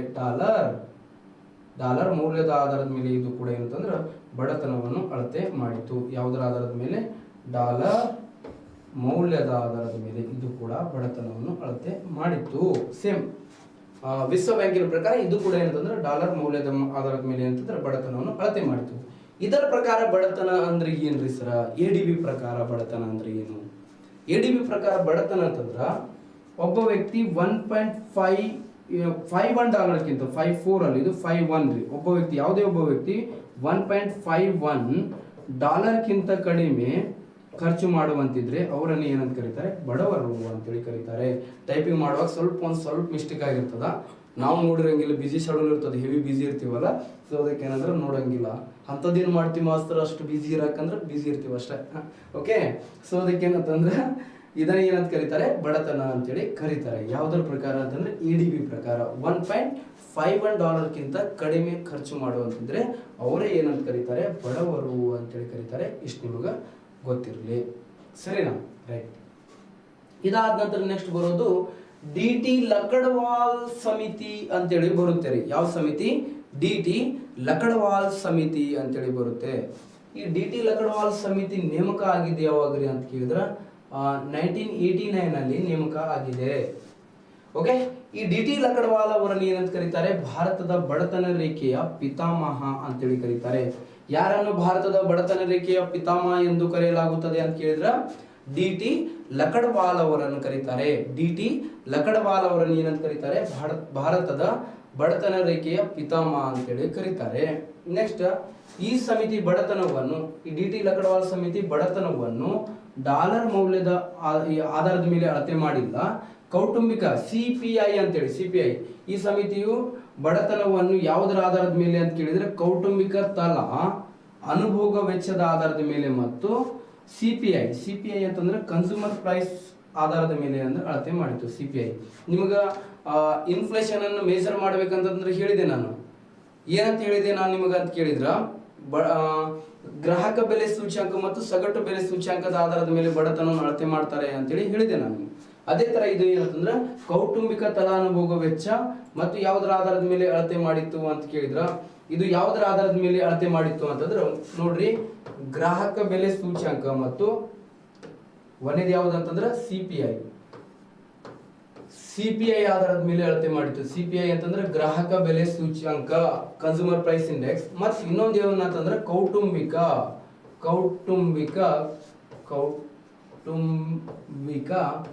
ತಲಾ ಅನುಭೋಗ ವೆಚ್ಚದ ಆಧಾರದ ಮೇಲೆ, ಅನುಭೋಗ ವೆಚ್ಚದ ಆಧಾರದ ಮೇಲೆ ಬಡತನವನ್ನು ಅಳತೆ ಮಾಡಿತು. ವೆಚ್ಚದ ಆಧಾರದ ಮೇಲೆ ಏನು ಮಾಡಿತು? ಬಡತನವನ್ನು ಅಳತೆ ಮಾಡಿತು. ಓಕೆ, ಹಾಗಾದ್ರೆ ನೋಡ್ರಿ, ಇದು ಮೊದಲ ವರದಿ ಯಾವಾಗ ನೀಡಿತು ರೀ ಇದು ಅಂತ ಕೇಳಿದ್ರ, ಇದು ಮೊದಲ ವರದಿ ನೀಡಿದ್ದು 1900 ಎಷ್ಟರಲ್ಲಿ ಅಂತ ಕೇಳಿದ್ರ, ಇದು 1993ರಲ್ಲಿ ಮೊದಲ ವರದಿಯನ್ನು ನೀಡಿತು. ಈ ಮೊದಲ ವರದಿ ನೀಡಿದಾಗ ನಮ್ಮ ದೇಶದಲ್ಲಿ 28.3% ಇನ್ಫ್ಲೇಷನ್ ಏನಿತ್ತು, ಪಾವರ್ಟಿ ಇತ್ತು ಅಂತೇಳಿ ಹೇಳ್ಬೋದು. ನಂತರ ಇದು ಎರಡನೇ ವರದಿ ನೀಡಿದ್ರಿ ಯಾವಾಗ್ರಿ ಅಂತಂದ್ರೆ 1997 2000 ಮಧ್ಯದಲ್ಲಿ ಎರಡನೇ ವರದಿ ನೀಡುತ್ತೆ. ಅವಾಗ ಏನಂತಂದ್ರೆ 26% ಏನಂತಂದ್ರೆ ಇನ್ಫ್ಲೇಷನ್ ಇರ್ತದ ಅಂತೇಳಿ ಹೇಳಲಾಗ್ತದ. ಎಷ್ಟು? 26% ನಮ್ಮ ದೇಶದಲ್ಲಿ ಇನ್ಫ್ಲೇಷನ್ ಇತ್ತಂತೆ. ಓಕೆ, ನೆಕ್ಸ್ಟ್ ನೋಡ್ರಿ, ಇಲ್ಲಿ ಬಡತನವನ್ನು ಯಾವುದಪ್ಪ ಅಂತ ಕೇಳಿದ್ರೆ, ಈ ಡಿ.ಟಿ. ಲಕಡವಾಲ್ ಸಮಿತಿ ಬಡತನವನ್ನು ಅಳತೆ ಮಾಡಿದ್ದು 1993 ಒಳಗೆ ಅಳತೆ ಮಾಡಿದಾಗ 1993ರಲ್ಲಿ 28.3 ಇತ್ತು. 1993ರಲ್ಲಿ ಅಳತೆ ಮಾಡಿದಾಗ ಎಷ್ಟಿತ್ತು? 28.3% ಇತ್ತು. ನೆಕ್ಸ್ಟ್ ಇದು ಎರಡನೇ ವರದಿ ನೀಡಿದ್ದು ನೋಡ್ರಿ 1997 2000 ಮಧ್ಯ, ಅವಾಗಿತ್ತು 26% ಇತ್ತು. ಸರ್, ಕೌಟುಂಬಿಕ ತಲಾನುಭೋಗ ವೆಚ್ಚ ಅಂತಂದ್ರೆ ಗೊತ್ತಾಗ್ಲಿಲ್ಲ ನನಗ ಅಂತೇಳಿ ಕೆಲವೊಬ್ಬರು ಅಂತಾರೆ. ಓಕೆ, ನಿಮ್ಮ ಮನೆಗೆ ಎಷ್ಟು ಒಂದು 4 ಜನ ಇರ್ತೀರ ಅಂತ ತಿಳ್ಕೊಳ್ರಿ. ಎಷ್ಟು ಜನ ಇರ್ತೀರಿ? 4 ಜನ ಇರ್ತೀರಿ. ಮತ್ತೆ ಅಲ್ಲಿ ನೋಡಿದ್ರೆ ಎಷ್ಟು ಜನರ ಅಂತಂತ ಕೇಳಿದ್ರ ನಿಮ್ಮ ವೆಚ್ಚ ಎಷ್ಟಾಗತ್ತದ, ಮಂತ್ಲಿ ಎಕ್ಸ್ಪೆಂಡಿಚರ್ ಎಷ್ಟಾಗತ್ತಂದ್ರೆ 1600 ರೂಪಾಯಿ ಖರ್ಚು. 1600 ಒಳಗೆ ಏನಾಗಂಗಿಲ್ಲ, 16,000 ಖರ್ಚಾಗತ್ತೈತೆ ಅಂತ ತಿಳ್ಕೊ. ಬಾಡಿಗೆ ಆಗಿರ್ಬೋದು, ನಿಮ್ದೇನಂತಂದ್ರೆ ಕನ್ಸ್ಯೂಮ್ ಮಾಡೋಕ್ಕಾಗಿರ್ಬೋದು, ಏನೋ ಒಂದು ಎಕ್ಸ್ಪೆಂಡಿಚರ್ ಎಷ್ಟು 16,000 ಎಕ್ಸ್ಪೆಂಡಿಚರ್ ಆಗತ್ತೆ ಅಂತ ತಿಳ್ಕೊ. ಅವಾಗ ಏನು ಮಾಡಬೇಕು? ಇದನ್ನು 4 1 4 ಓಕೆ, 4 1 4 4 16 4,000 ಏನಾಗ್ತದೆ? ಇದು ಕೌಟುಂಬಿಕ ತಲಾ ಅನುಭೋಗ ವೆಚ್ಚ ಆಗ್ತದ. ಏನಾಗ್ತದ? ಕೌಟುಂಬಿಕ ತಲಾ ಅನುಭೋಗ ವೆಚ್ಚ. ಇದು ನಿಮ್ಗೆ ಏನಂತಂದ್ರೆ ಗೊತ್ತಿರಲಿ. ನೆಕ್ಸ್ಟ್ ಇದಾದ ನಂತರ ನಿಮಗೆ ನೆಕ್ಸ್ಟ್ ಬರೋದು ಸುರೇಶ್ ಡಿ ತೆಂಡೂಲ್ಕರ್ ಸಮಿತಿ ಅಂತೇಳಿ ಬರುತ್ತೆ. ಸುರೇಶ್ ಡಿ ತೆಂಡೂಲ್ಕರ್, ಸಚಿನ್ ತೆಂಡೂಲ್ಕರ್ ಏನಾಗ್ಬೇಕ್ರಿ ಸರ್ ಇವ್ರು ಅಂತ ಕೇಳಿರಿ. ಏನಾರ ಆಗ್ಲಿ, ನಮಗೇನ್ ಮಾಡೋದ? ಸುರೇಶ್ ಡಿ ತೆಂಡೂಲ್ಕರ್ ಸಮಿತಿ ಅಷ್ಟೇ ನೆನಪಿಟ್ಕೊಂಡ್ರೆ ಸಾಕ. ಸುರೇಶ್ ಡಿ ತೆಂಡೂಲ್ಕರ್ ಸಮಿತಿ ಇದು ನೇಮಕ ಆಗಿದ್ದು 2004-05 ಎಕನಾಮಿಕ್ ಇಯರ್ ಅಲ್ಲಿ ನೇಮಕ ಆಗ್ತದ. ಇನ್ನ ವರದಿ ಯಾವಾಗ ನೀಡಿತು ಅಂದ್ರೆ 2009 ಅಲ್ಲಿ ಏನಂತಂದ್ರೆ ಇದು ವರದಿ ನೀಡಿತು ಸುರೇಶ್ ಡಿ ತೆಂಡೂಲ್ಕರ್ ಸಮಿತಿ. ಈ ಸಮಿತಿಯು ಬಡತನವನ್ನು ಮಾಸಿಕ ತಲಾ ಅನುಭೋಗ ವೆಚ್ಚದ ಆಧಾರದ ಮೇಲೆ ಅಳತೆ ಮಾಡಿತು. ಯಾವುದರ ಆಧಾರದ ಮೇಲೆ ಅಂತ ಕೇಳಿದ್ರ ಮಾಸಿಕ ತಲಾ ಏನಂತಂದ್ರೆ MPCE ಅಂತೇಳಿ ಕರಿತೀವಿ. ಇದು ಏನಂತಂದ್ರೆ ನಿಮ್ಮ 2021 SD ಎಕ್ಸಾಮ್ ಅಲ್ಲಿ ಕೇಳ್ಯಾರ ನೋಡ್ರಿ, ಫುಲ್ ಫಾರ್ಮ್ ಕೇಳ್ಯಾರ. SDA ಎಕ್ಸಾಮ್ ಒಳಗೆ ಕೇಳ್ಯಾರ ನೋಡ್ರಿ, ಇದ್ರ ಫುಲ್ ಫಾರ್ಮ್ ಕೇಳ್ಯಾರ. ಕನ್ನಡ ಒಳಗೂ ಇತ್ತು, ಇದು ಏನ್ ಹೇಳಿ ನೋಡಿ, ಇದು ಕನ್ನಡ ಒಳಗೂ ಇತ್ತು ಪ್ಲಸ್ ಇಂಗ್ಲಿಷ್ ಒಳಗೂ ಕೊಟ್ಟಿದ್ದ ಕ್ವಶನ್ ಪೇಪರ್ ಒಳಗೆ ತೆಗೆದು ನೋಡ್ರಿ ಬೇಕಾದ್ರೆ. ನೋಡ್ರಿ, MPCE monthly per capital consumption expenditure ಅಂತೇಳಿ ಕರಿತೀವಿ. ಅದರ ಆಧಾರದ ಮೇಲೆ ಏನು ಮಾಡಿತ್ತು? ಇದು ಬಡತನವನ್ನು ಅಳತೆ ಮಾಡಿತ್ತು. ಮಾಸಿಕ ತಲಾನುಭೋಗ ವೆಚ್ಚ ಅಂತಂದ್ರೆ ಮಂತ್ಲಿ ಪರ್ ಕ್ಯಾಪಿಟಲ್ ಸೇಮ್ ರೀ. ಅದು ಕೌಟುಂಬಿಕ ಅಂತ ಕೇಳಿದ ಮಂತ್ಲಿ ಇರಲಿಲ್ಲ, ಒಂದು ಕುಟುಂಬದ ವೆಚ್ಚದ ಆಧಾರದ ಮೇಲೆ, ಅದು ಮಂತ್ಲಿ ಇಯರ್ಲಿ ಅಂತ ಹೇಳಿಲ್ಲ, ಕುಟುಂಬದ ತಲಾನುಭೋಗ ವೆಚ್ಚ ಇತ್ತು. ಇಲ್ಲಿ ಏನಂತಂದ್ರ ಮಾಸಿಕ ತಲಾನುಭೋಗ ವೆಚ್ಚ, ಒಬ್ಬೊಬ್ಬ ವ್ಯಕ್ತಿ ಏನಂತಂದ್ರ ಮಾಸಿಕ ತಲಾನುಭೋಗ ವೆಚ್ಚದ ಆಧಾರದ ಮೇಲೆ ಅಳತೆ ಮಾಡಿತ್ತು. ಎಷ್ಟು ರೂಪಾಯಿ ಖರ್ಚು ಮಾಡ್ತಾನೆ ಅದೆಲ್ಲ ಆಧಾರದ ಮೇಲೆ. ಓಕೆ, ಇದು ಏನಂತಂದ್ರೆ ನಿಮಗೆ ಗೊತ್ತಿರಬೇಕು. ನೆಕ್ಸ್ಟ್ ಇದಾದ ನಂತರ ಇದರ ಪ್ರಕಾರ ಸುರೇಶ್ ಡಿ ತೆಂಡೂಲ್ಕರ್ ಸಮಿತಿಯ ಪ್ರಕಾರ ಎಷ್ಟಿದ್ರಿ ಬಡತನ ನಮ್ಮ ದೇಶದಲ್ಲಿ ಅಂತಂದ್ರೆ 21, ಅಂತಿಮವಾಗಿ 21.9% ಇತ್ತು ರೀ ನಮ್ಮ ದೇಶದಲ್ಲಿ ಪಾವರ್ಟಿ ಅಂತೇಳಿ ಹೇಳುತ್ತೆ. ಬಟ್ ಈ ಸಮಿತಿಯ ಶಿಫಾರಸ್ಸಿಗೆ ತೀವ್ರವಾಗಿ ಏನಾಗ್ತವೆ? ವಿರೋಧಗಳು ವ್ಯಕ್ತ ಆಗ್ತವೆ. ಗಳು ವ್ಯಕ್ತ ಆಗ್ತವೆ. ಆದ ಕಾರಣ ಸರ್ಕಾರ ಮತ್ತೊಂದು ಸಮಿತಿಯನ್ನು ನೇಮಕ ಮಾಡ್ತಾರೆ. ಆ ಮತ್ತೊಂದು ಸಮಿತಿ ಯಾವುದು ಅಂತ ಕೇಳಿದ್ರೆ ಸಿ ರಂಗರಾಜನ್ ಸಮಿತಿ ಅಂತೇಳಿ ನೇಮಕ ಮಾಡ್ತಾರೆ. ಸಿ ರಂಗರಾಜನ್ ಸಮಿತಿ. ಹಾಗಾದ್ರೆ ಈ ಸಿ ರಂಗರಾಜನ್ ಸಮಿತಿ, ಈ ಸಿ ರಂಗರಾಜನ್ ಅವರು ಆಕ್ಚುಲಿ ಏನಂತಂದ್ರ ಇದು 12ನೇ ಹಣಕಾಸು ಆಯೋಗ ಇತ್ತಲ್ಲ, 12ನೇ ಹಣಕಾಸು ಆಯೋಗದ ಅಧ್ಯಕ್ಷರಾಗಿದ್ರು ಇವರು. ಎಷ್ಟಿದು 12ನೇ ಹಣಕಾಸು ಆಯೋಗದ 12ನೇ ಹಣಕಾಸು ಆಯೋಗದ ಅಧ್ಯಕ್ಷರು ಆಗಿದ್ರು. ಆಯೋಗದ ಏನಾಗಿದ್ರು? ಅಧ್ಯಕ್ಷರು ಆಗಿದ್ರು. 12ನೇ ಹಣಕಾಸು ಆಯೋಗದ ಅಧ್ಯಕ್ಷರಾಗಿದ್ರು. ನೆಕ್ಸ್ಟ್ ನೇಮಕ ಆಗಿದ್ದು ಯಾವಾಗ ಇದು ಅಂತಂದ್ರೆ 2011-12 ಅಲ್ಲಿ ನೇಮಕ ಆಗಿತ್ತು ಈ ಸಿ ರಂಗರಾಜನ್ ಸಮಿತಿ. ಯಾಕಂತಂದ್ರೆ ಇದನ್ನ ನೇಮಕ ಮಾಡಿದರ ಉದ್ದೇಶ ಏನಾಗಿತ್ತು ಅಂತಂದ್ರೆ ಸುರೇಶ್ ಡಿ ತೆಂಡೂಲ್ಕರ್ ಸಮಿತಿಯ ವರದಿಗೆ ಏನಂತಂದ್ರೆ ತೀವ್ರವಾಗಿ ಏನಾಗಿದ್ದು ವಿರೋಧಗಳು ವ್ಯಕ್ತ ಆಗಿದ್ವು. ತೀವ್ರ ಪ್ರಮಾಣದಲ್ಲಿ ವಿರೋಧ ವ್ಯಕ್ತ ಆಗಿದ್ದ ಹಿನ್ನೆಲೆಯಲ್ಲಿ ಏನ್ ಮಾಡಿದ್ರು, ಈ ಸಿ ರಂಗರಾಜನ್ ಅವರ ನೇತೃತ್ವದಲ್ಲಿ ಮತ್ತೊಂದು ಸಮಿತಿಯನ್ನು ನೇಮಕ ಮಾಡ್ತಾರೆ.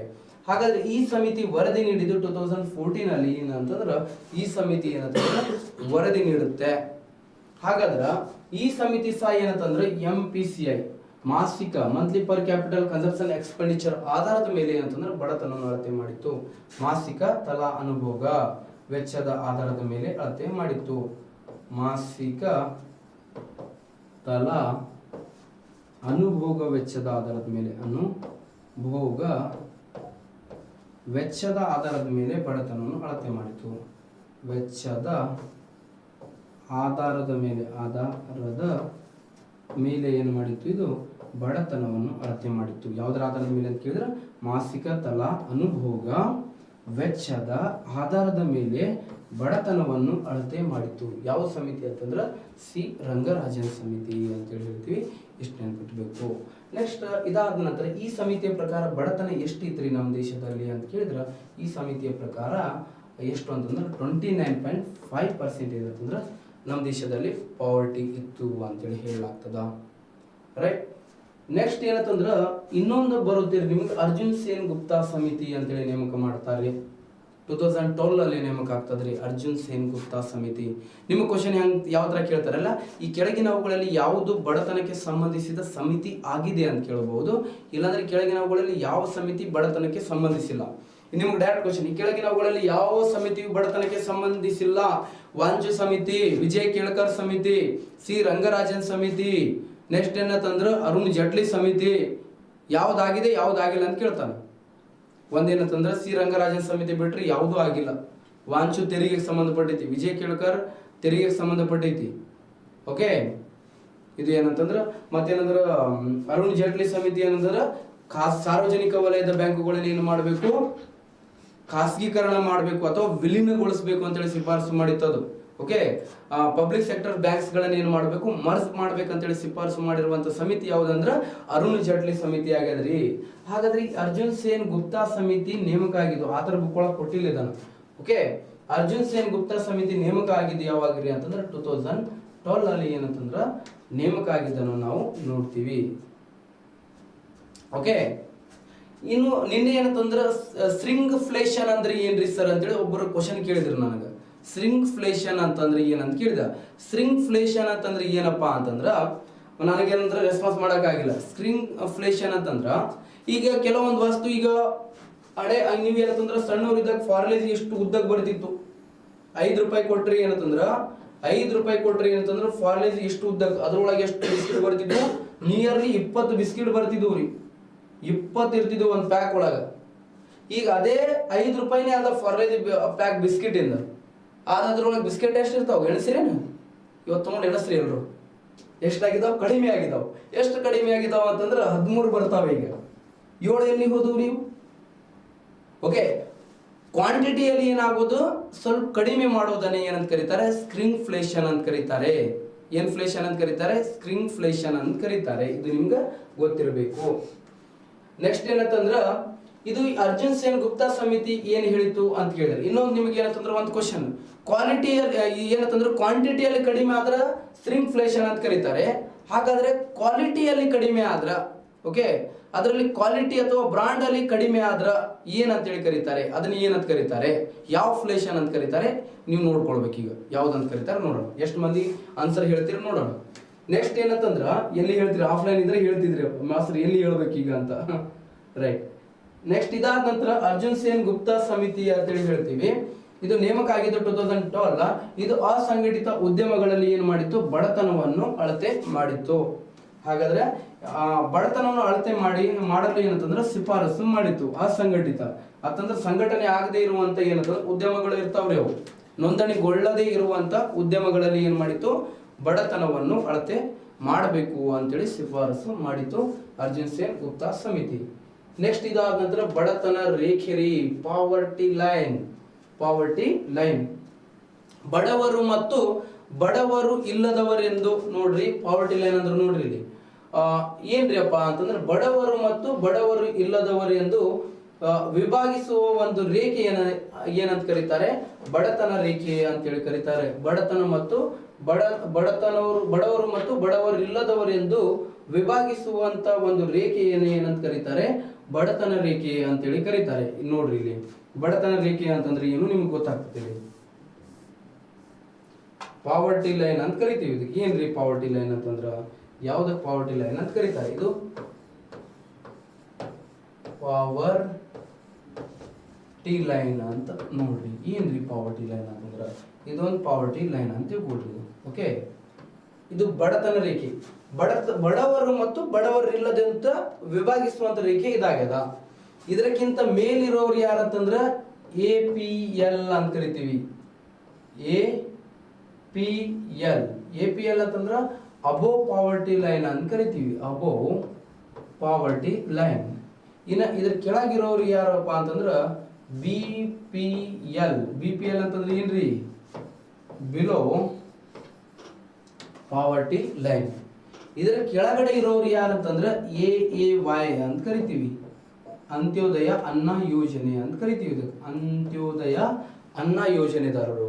ಈ AAY ಕಾನ್ಸೆಪ್ಟ್ ಬಂದಿದೆ 2000ರಲ್ಲಿ ನಮ್ಮ ದೇಶದಲ್ಲಿ. ಅಂದ್ರೆ AAY ಕಾನ್ಸೆಪ್ಟ್ ಬಂದಿದೆ. AAY ಅಂತಂದ್ರೆ ಅಂತ್ಯೋದಯ ಅನ್ನ ಯೋಜನೆದಾರರು, ತೀರಾ ಹಿಂದುಳಿದವರು ಇವರು. APL ಯಾರ್ಯಾರು ಇರ್ತಾರೆ ಅಂತಂದ್ರ ಮೋರ್ ದನ್ 2.5 ಲಕ್ಷಕ್ಕಿಂತ ಜಾಸ್ತಿ ಇನ್ಕಮ್ ಯಾರ್ದಿರುತ್ತೆ ಅಲ್ಲ, ಅವ್ರೆಲ್ಲರೂ APL ಕಾರ್ಡ್ ಒಳಗೆ ಬರ್ತಾರೆ. APL ಕಾರ್ಡ್ ಒಳಗ ಅಬೋವ್ ಪಾವರ್ಟಿ ಲೈನ್ ಒಳಗೆ ಬರ್ತಾರೆ. ಎಷ್ಟು 2.5 ಲಕ್ಷಕ್ಕಿಂತ ಜಾಸ್ತಿ ಯಾರು ಇನ್ಕಮ್ ಹೊಂದಿರ್ತಾರಲ್ಲ ಅವ್ರು ಎಲ್ಲಿ ಬರ್ತಾರೆ ಅಂತಂದ್ರೆ ಅಬೋವ್ ಪಾವರ್ಟಿ ಲೈನ್ ಒಳಗೆ ಬರ್ತಾರೆ. ಅದಕ್ಕಿಂತ ಕೆಳಗಿರೋರು ಏನಂತಂದ್ರೆ BPL. ನಮ್ಮ ಇಂಡಿಯಾ ಒಳಗೆ ಹೈಯೆಸ್ಟ್ ಜನ ಯಾವ ಜನ ಕಂಡು ಬರ್ತಾರೆ ಅಂದ್ರೆ BPL. ಓಕೆ, ಅದಕ್ಕಿಂತ ಕೆಳಗಿರೋರು ಯಾರು ಅಂದ್ರೆ AAY, ತೀರಾ ಹಿಂದುಳಿದ ಜನರು ಇವರು. ಓಕೆ, ತೀರಾ ಬಡತನದ ತೀವ್ರತೆಯಿಂದ ಕೂಡಿರುವವರು. Okay, right. ನೆಕ್ಸ್ಟ್ ಏನಂತಂದ್ರ ಬಡತನದ ಅಳತೆ ಅಂತೇಳಿ ಬರುತ್ತೇರಿ. ಯಾವ ತರ ಬಡತನವನ್ನು ಅಳತೆ ಮಾಡ್ತಾರೆ, ಮೆಜರ್ಸ್ ಆಫ್ ಇನ್ಫ್ಲೇಷನ್ ಅಂತೇಳಿ ನೋಡೋಕ್ಕಿಂತ ಮುಂಚೆ ಪಾವರ್ಟಿ ರೇಟ್ ಹೆಂಗೆ ಐತೆ ನಮ್ಮ ದೇಶದಲ್ಲಿ ನೋಡೋಣ. ಈಗ ನೋಡ್ರಿ, ಈಗ ನೆಕ್ಸ್ಟ್ ಬರೋದು ಏನಂತಂದ್ರ ಇಲ್ಲಿ ನೋಡ್ರಿ ಬಡತನದ ಅಳತೆ ಯಾವ ತರ ಮಾಡ್ತಾರೆ ನಮ್ಮ ದೇಶದಲ್ಲಿ ನೋಡ್ರಿ ಇಲ್ಲಿ. ರೈಟ್, ಅಮರ್ತ್ಯ ಸೇನ್ ಅವ್ರ ಪ್ರಕಾರ ಯಾರು ಮಾಡಿದ್ರು. ನೆಕ್ಸ್ಟ್ ಏನಂತಂದ್ರ ಬಡತನದ ರೇಖೆ, ಇದು ಬಡವರು ಮತ್ತು ಬಡವರು ಇಲ್ಲದವರು ಎಂದು ವಿಭಾಗಿಸುವಂತ ರೇಖೆಯನ್ನು ಏನಂತ ಕರೀತಾರೆ, ಬಡತನ ರೇಖೆ ಅಂತ ಕರೀತಾರೆ. ನೆಕ್ಸ್ಟ್ ಏನಂತಂದ್ರೆ ಬಡತನದ ಅಳತೆ, measures of poverty in India. Okay, but ಇಂಡಿಯಾದಲ್ಲಿ ಅಷ್ಟೇ ಅಲ್ಲ, ಎಲ್ಲಿರೋ ಒಟ್ಟ. ಓಕೆ, ಬಡತನದ ಅಳತೆ, measures of poverty, measures of poverty. ಒಂದೇದೇನಂತಂದ್ರ ತಲಾ ಎಣಿಕೆ ಅನುಪಾತ. ಏನ್ರಿ ತಲಾ ಎಣಿಕೆ ಅನುಪಾತ ಅಂತಂದ್ರೆ ಯಾವ್ದಕ್ಕಂತ ಕರೀತಾರೆ ತಲಾ ಎಣಿಕೆ ಅನುಪಾತ ಅಂತಂದ್ರ ಒಟ್ಟು ಜನಸಂಖ್ಯೆಯನ್ನು ಏನ್ ಮಾಡಬೇಕು, ಒಟ್ಟು BPL ಕುಟುಂಬದಾರರಿಂದ ಭಾಗಿಸಿದಾಗ.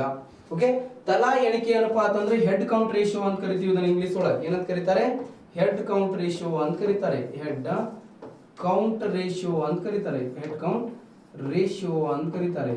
ಏನ್ರಿ ಅಪ್ಪ ಹೆಡ್ ಕೌಂಟ್ ರೇಷಿಯೋ ಅಂತಂದ್ರ ತಲಾ ಎಣಿಕೆ ಅನುಪಾತ ಅಂತಂದ್ರೆ ಏನು, ಹೆಡ್ ಕೌಂಟ್ ರೇಷಿಯೋ ಅಂತಂದ್ರೆ ಏನು ಅಂತಂದ್ರೆ ಒಬ್ಬೊಬ್ಬರಿಗೆ ಬಂತ ತಲೆ ಮೇಲೆ ಕೈ ಇಟ್ಟಿಟ್ಟು ನೀ ಬಡವ ನೀ ಅಂತೇಳಿ ಕೇಳಂಗಿಲ್ಲ. ಹೆಡ್ ಕೌಂಟ್ ರೇಷಿಯೋ ಅಂತಂದ್ರ ಒಟ್ಟು ಜನಸಂಖ್ಯೆನ ಏನು ಮಾಡಬೇಕು, ಒಟ್ಟು BPL ಕುಟುಂಬದಾರರಿಂದ ಭಾಗಾಕಾರ ಮಾಡಬೇಕು.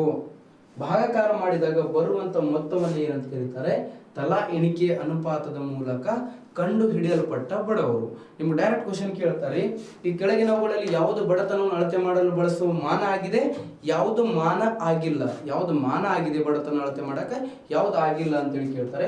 ಅಷ್ಟೇನಂತಂದ್ರೆ ನೀವು ನೆನ್ಪಿಟ್ಕೊಳ್ಬೇಕು. ಎರಡನೇದು ಬಡತನ ಅಂತರ ಸೂಚ್ಯಾಂಕ ಅಂತೇಳಿ. ಓಕೆ, ಬಡತನ ಅಂತರ ಸೂಚ್ಯಾಂಕ ಅಂತಂದ್ರೆ ಪಾವರ್ಟಿ ಗ್ಯಾಪ್ ಇಂಡೆಕ್ಸ್. ಹೆಂಗ್ರಿ ಬಡತನ ಅಂತರ ಸೂಚ್ಯಾಂಕ? Poverty gap index. ಇದು poverty gap index. Gap index ಏನ್ರಿ ಅಪ್ಪ ಪಾವರ್ಟಿ ಗ್ಯಾಪ್ ಇಂಡೆಕ್ಸ್ ಅಂತಂದ್ರ? ಪಾವರ್ಟಿ ಗ್ಯಾಪ್ ಇಂಡೆಕ್ಸ್ ಹಂಗಂದ್ರ ಈಸಿ ಇದೆ ರೀ ಇದು. ಪಾವರ್ಟಿ ಗ್ಯಾಪ್ ಇಂಡೆಕ್ಸ್ ಅಂತಂದ್ರೆ ಈಸಿ ಇದೆ. ಯಾವ ತರ ರೀ ಪಾವರ್ಟಿ ಗ್ಯಾಪ್ ಇಂಡೆಕ್ಸ್ ಅಂತಂದ್ರ, ಈ ಪಾವರ್ಟಿ ಗ್ಯಾಪ್ ಇಂಡೆಕ್ಸ್ ಅಂದ್ರೆ ಡಿಸ್ಟೆನ್ಸ್ ರೀ. BPL ಕುಟುಂಬದಾರರ ಮತ್ತು ಅದಕ್ಕಿಂತ ಕೆಳಗಿರೋರು AAYದಾರ ನಡುವಿನ ಆದಾಯದ ಅಂತರ ಎಷ್ಟಿದೆ ಅಪ್ಪ. ಓಕೆ, ಆದಾಯ ಅಂತರ ಎಷ್ಟಿದೆ ಅನ್ನೋದನ್ನು ತಿಳಿದುಕೊಳ್ಳೋದು. ಈಗ ನೋಡ್ರಿ, ಈ BPL ಕುಟುಂಬ ಇಲ್ಲಿ ಏನಂತಂದ್ರೆ BPL ದವರು ಅಂತ ತಿಳ್ಕೊಳ್ರಿ. BPL ಮತ್ತು AAY ನಡುವಿನ ಆದಾಯದ ಅಂತರ ಎಷ್ಟಿದೆ? ಇವ್ರ ಆದಾಯ ಒಂದು 15,000 ಅದ ಅಂತ ತಿಳ್ಕೊ. BPL ದವ್ರ 15,000, AAY ದವ್ರದ್ದು ಒಂದು 7,000 ಅದ ಅಂತ ತಿಳ್ಕೊ. ಎಷ್ಟು ಸಾವಿರ ಅದ? 7,000 ಅದ ಅಂತ ತಿಳ್ಕೊ. ಎಷ್ಟು ಸಾವಿರ? ಈ ಕಡೆ ಬರೀತೀನಿ. 7,000 ಅದ ಅಂತ ತಿಳ್ಕೊ. 7,000 15,000 ಅಂತರ ಎಷ್ಟಾಯ್ತು? ಅಂತರ ಎಷ್ಟು ಅಂದ್ರೆ 8,000 ಅಂತರ ಇದೆ. ಇದೇ ಏನಂತಂದ್ರ ಬಡತನ ಅಂತರ ಸೂಚ್ಯಾಂಕದ ಮೂಲಕ ಕಂಡುಹಿಡಿಯಲ್ಪಟ್ಟ ಬಡತನ ಅಂತ ಹೇಳಿ ಕರೀತಾರೆ. ನೋಡ್ರಿ, BPL ಕುಟುಂಬದಾರರ ಮತ್ತು ಅದರ ಕೆಳಭಾಗದಲ್ಲಿರುವಂತ AAY ಕುಟುಂಬದಾರರ ಆದಾಯದ ನಡುವಿನ ಎಷ್ಟು ಅಂತರ ಇದೆಯಲ್ಲ, ಅಂತರದ ಮೂಲಕ ಏನು ಮಾಡ್ತಾರೆ? ಬಡತನ ಅಂತರ ಸೂಚ್ಯಾಂಕದ ಮೂಲಕ ಏನು ಮಾಡ್ತಾರೆ? ಬಡತನವನ್ನು ಅಳತೆ ಮಾಡ್ತಾರೆ. ಇದು ಬಡತನವನ್ನು ಶೇಕಡಾವಾರು ಪ್ರಮಾಣದಲ್ಲಿ ವ್ಯಕ್ತಪಡಿಸುತ್ತದೆ. ಯಾವ ಪ್ರಮಾಣದಲ್ಲಿ? ಶೇಕಡಾವಾರು. ಬಡತನವನ್ನು ಶೇಕಡಾವಾರು ಪ್ರಮಾಣದಲ್ಲಿ ವ್ಯಕ್ತಪಡಿಸುತ್ತದೆ. ಬಡತನವನ್ನು ಶೇಕಡಾವಾರು ಪ್ರಮಾಣದಲ್ಲಿ ಇದು ವ್ಯಕ್ತಪಡಿಸುತ್ತದೆ. ಇದು ನಿಮಗೆ ಗೊತ್ತಿರಲಿ. ನೆಕ್ಸ್ಟ್, ಇದಾದ ನಂತರ ಸ್ಕ್ವೇರ್ಡ್ ಪಾವರ್ಟಿ ಇಂಡೆಕ್ಸ್ ಅಂತೇಳಿ ಬರುತ್ತೆ. ಸ್ಕ್ವೇರ್ಡ್ ಕನ್ನಡ ಒಳಗೂ ಕೂಡ ಏನಂದ್ರೆ ಇದಕ್ಕೆ ಸ್ಕ್ವೇರ್ಡ್ ಬಡತನ ಸೂಚ್ಯಾಂಕ ಅಂತ ಕರೀತಾರೆ. ಯಾವ ಸೂಚ್ಯಾಂಕ? ಸ್ಕ್ವೇರ್ಡ್ ಬಡತನ ಸೂಚ್ಯಾಂಕ. ಓಕೆ, ಇದು ಏನಂತಂದ್ರ AAY ಮತ್ತು ಬಡತನ ರೇಖೆ ಮತ್ತು ಅದರ ಕೆಳಗಿನ ಅದರ ಕೆಳಭಾಗದಲ್ಲಿರುವಂತ ಜನರ ನಡುವಿನ ಎಷ್ಟು ಏನಂತಂದ್ರೆ ಬಡತನದ ಅಂತರ ಇದೆ, ಅದರ ಮೂಲಕ ಬಡತನ ಮತ್ತು ಬಡತನದ ತೀವ್ರತೆಯಿಂದ ಕೂಡಿರುವ ಜನರ ನಡುವಿನ ಅಂತರವನ್ನು ಅಳತೆ ಮಾಡಕ್ಕೆ ಇದನ್ನು ಬಳಸ್ತಾರೆ. ಓಕೆ, ಬಡತನ ಮತ್ತು ಬಡತನದ ಕೆಳಗಿರೋರ ತೀವ್ರತೆ ಎಷ್ಟಿದೆಪ್ಪ, ಬಡತನದಿಂದ ಮತ್ತು ಬಡತನದ ತೀವ್ರತೆಯಿಂದ ಕೂಡಿರುವಂತ ಜನರ ನಡುವಿನ ಆದಾಯದ ಅಸಮಾನತೆ ಎಷ್ಟಿದೆ, ಅದರ ಮೂಲಕ ಕೂಡ ಏನಂತಂದ್ರೆ ಇದು ಅಳತೆ ಮಾಡುವಂಥದ್ದು ಸ್ಕ್ವೇರ್ಡ್ ಪಾವರ್ಟಿ ಇಂಡೆಕ್ಸ್. ಆಮೇಲೆ ಏನಂದ್ರೆ ಸೇನ್ ಬಡತನ ಸೂಚ್ಯಾಂಕ. ಅಮರ್ತ್ಯ ಸೇನ್ ಅಂತ ಕರಿತೀವಿ ಇವ್ರನ್ನ. ಅಮರ್ತ್ಯ ಸೇನ್ ಬಡತನ ಸೂಚ್ಯಾಂಕ, ಸೇನ್ ಪಾವರ್ಟಿ ಇಂಡೆಕ್ಸ್ ಅಂತ ಕರಿತೀವಿ. ಇದಕ್ಕೆ ಏನಂತ ಕರೀತಾರೆ? Sen poverty index. ಯಾವ index? Sen poverty index. Okay, Amartya Sen ಅಂತ ಕರಿತೀವಿ. ಅಮರ್ತ್ಯ ಸೇನ್ ಅವರು ನೋಡ್ರಿ, ಈ ಅಮರ್ತ್ಯ ಸೇನ್ ಅವರು ಬಡತನವನ್ನು ಅಳತೆ ಮಾಡ್ಬೇಕಂದ್ರೆ ಇವರು ಕೂಡ ಏನಂತಂದ್ರೆ 3 ಮಾನಗಳನ್ನು ಬಳಸ್ತಾರೆ. 3 ಸೂಚ್ಯಾಂಕಗಳು, 3 ಇಂಡೆಕ್ಸ್ ಗಳನ್ನು ಬಳಸ್ತಾರೆ. ಯಾವ್ಯಾವ ಇಂಡೆಕ್ಸ್ ಗಳನ್ನು ಬಳಸ್ತಾರೆ ಅವರು ಅಂತ ಕೇಳಿದ್ರ, ಒಂದೇದು ಏನಂತಂದ್ರ ತಲಾ ಎಣಿಕೆ ಅನುಪಾತ, ಸೇಮ್ ಹೆಡ್ ಕೌಂಟ್ ರೇಷಿಯೋನೇ ಬಳಸ್ತಾರೆ ಅವರು. ಯಾವುದು? ತಲಾ ಎಣಿಕೆಯ ಅನುಪಾತ ಬಳಸ್ತಾರೆ. ಇನ್ನು ಬಡತನ ಅಂತರ ಸೂಚ್ಯಾಂಕ ಬಳಸ್ತಾರೆ, ಪಾವರ್ಟಿ ಗ್ಯಾಪ್ ಇಂಡೆಕ್ಸ್, ಮತ್ತು ಗಿನಿ ಸಹ ಗುಣಾಂಕ ಅಂತೇಳಿ ಬಳಸ್ತಾರೆ. ಇದನ್ನ ಇಂಗ್ಲಿಷ್ ಒಳಗೆ ಹೇಳ್ತೀವ್ರಿ ಗಿನಿ ಕೋ ಎಫಿಸಿಯಂಟ್ ಅಂತ ಕರೀತಾರೆ. ಗಿನಿ ಕೋ ಎಫಿಸಿಯಂಟ್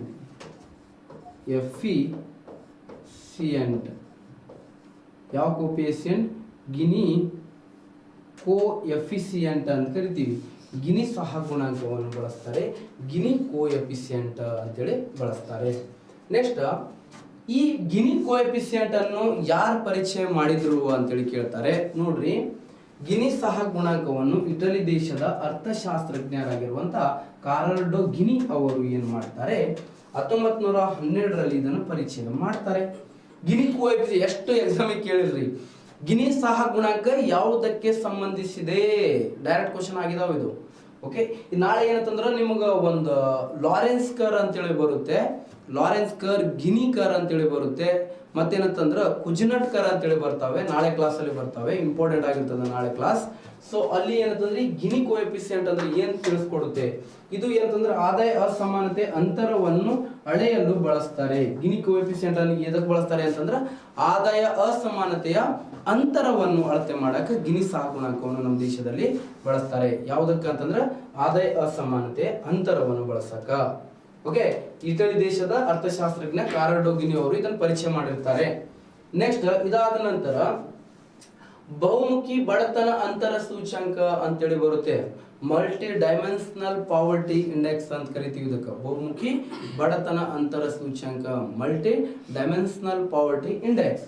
ಹಾಗಾದ್ರೆ ಇದನ್ನು ಅಭಿವೃದ್ಧಿಪಡಿಸಿದವರು ಯಾರಪ್ಪ? ಬಹುಮುಖಿ ಬಡತನ ಅಂತರ ಸೂಚ್ಯಂಕ ಅಂತ ಕೇಳಿದ್ರ ಅಭಿವೃದ್ಧಿಪಡಿಸಿದವರು UNDP ಮತ್ತು ಆಕ್ಸ್ಫರ್ಡ್ ವಿಶ್ವವಿದ್ಯಾಲಯ ಜಂಟಿಯಾಗಿ ಇದನ್ನು ಏನ್ ಮಾಡ್ತಾರೆ, ಅಭಿವೃದ್ಧಿಪಡಿಸ್ತಾರೆ 2010 ನಲ್ಲಿ ಇದನ್ನು ಏನ್ ಮಾಡ್ತಾರೆ, ಪರಿಚಯ ಮಾಡ್ತಾರೆ. ಹಾಗಾದ್ರೆ ಈ ಬಹುಮುಖಿ ಬಡತನ ಅಂತರ ಸೂಚ್ಯಂಕದ ಸೂಚಿಗಳು ಏನೇನು ಅದಾವ್ರಿ? ಸೂಚಿಗಳನ್ನು ನೋಡಿದಾಗ ಒಂದು ಶಿಕ್ಷಣ ಇದೆ ರೀ, ಇನ್ನೊಂದು ಆರೋಗ್ಯ ಇದೆ ರೀ, ಇನ್ನೊಂದು ತಲಾ ಆದಾಯ ಅಂತೇಳಿ ಇದೆ. ಮೂರನ್ನು ಬಳಸ್ತೀವಿ, ಶಿಕ್ಷಣ, ಆರೋಗ್ಯ ಮತ್ತು ತಲಾ ಆದಾಯ ಅನ್ನೋದು 3 ಸೂಚಿಗಳನ್ನು ಬಳಸ್ತೀವಿ. ಧನ್ಯವಾದಗಳು. ನೆಕ್ಸ್ಟ್ ಏನಂತಂದ್ರೆ ಇದರ ಬಗ್ಗೆ ಏನಂದ್ರೆ ಈ ಪ್ರಸ್ತುತ ನಮ್ಮ ದೇಶದಲ್ಲಿ ಬಡತನವನ್ನು ಅಳತೆ ಮಾಡ್ಬೇಕಂದ್ರೆ ಇದನ್ನೇ ಬಳಸ್ತಿದ್ದಾರೆ. ಇದರ ಬಗ್ಗೆ ಮತ್ತೆ ನಾಳೆ ಅನಲೈಸ್ ಮಾಡಿ ನಾಳೆ ಅಂದ್ರೆ ಕಂಟಿನ್ಯೂ ಮಾಡೋಣ. ಇವತ್ತಿನ ಆಗಿದ್ದ ಕ್ಲಾಸ್ ಟೆಲಿಗ್ರಾಮ್ ಒಳಗೆ ಬರ್ತದ, ನೋಡ್ಕೊಳ್ರಿ. ಸರಿನಾ? ಧನ್ಯವಾದಗಳು.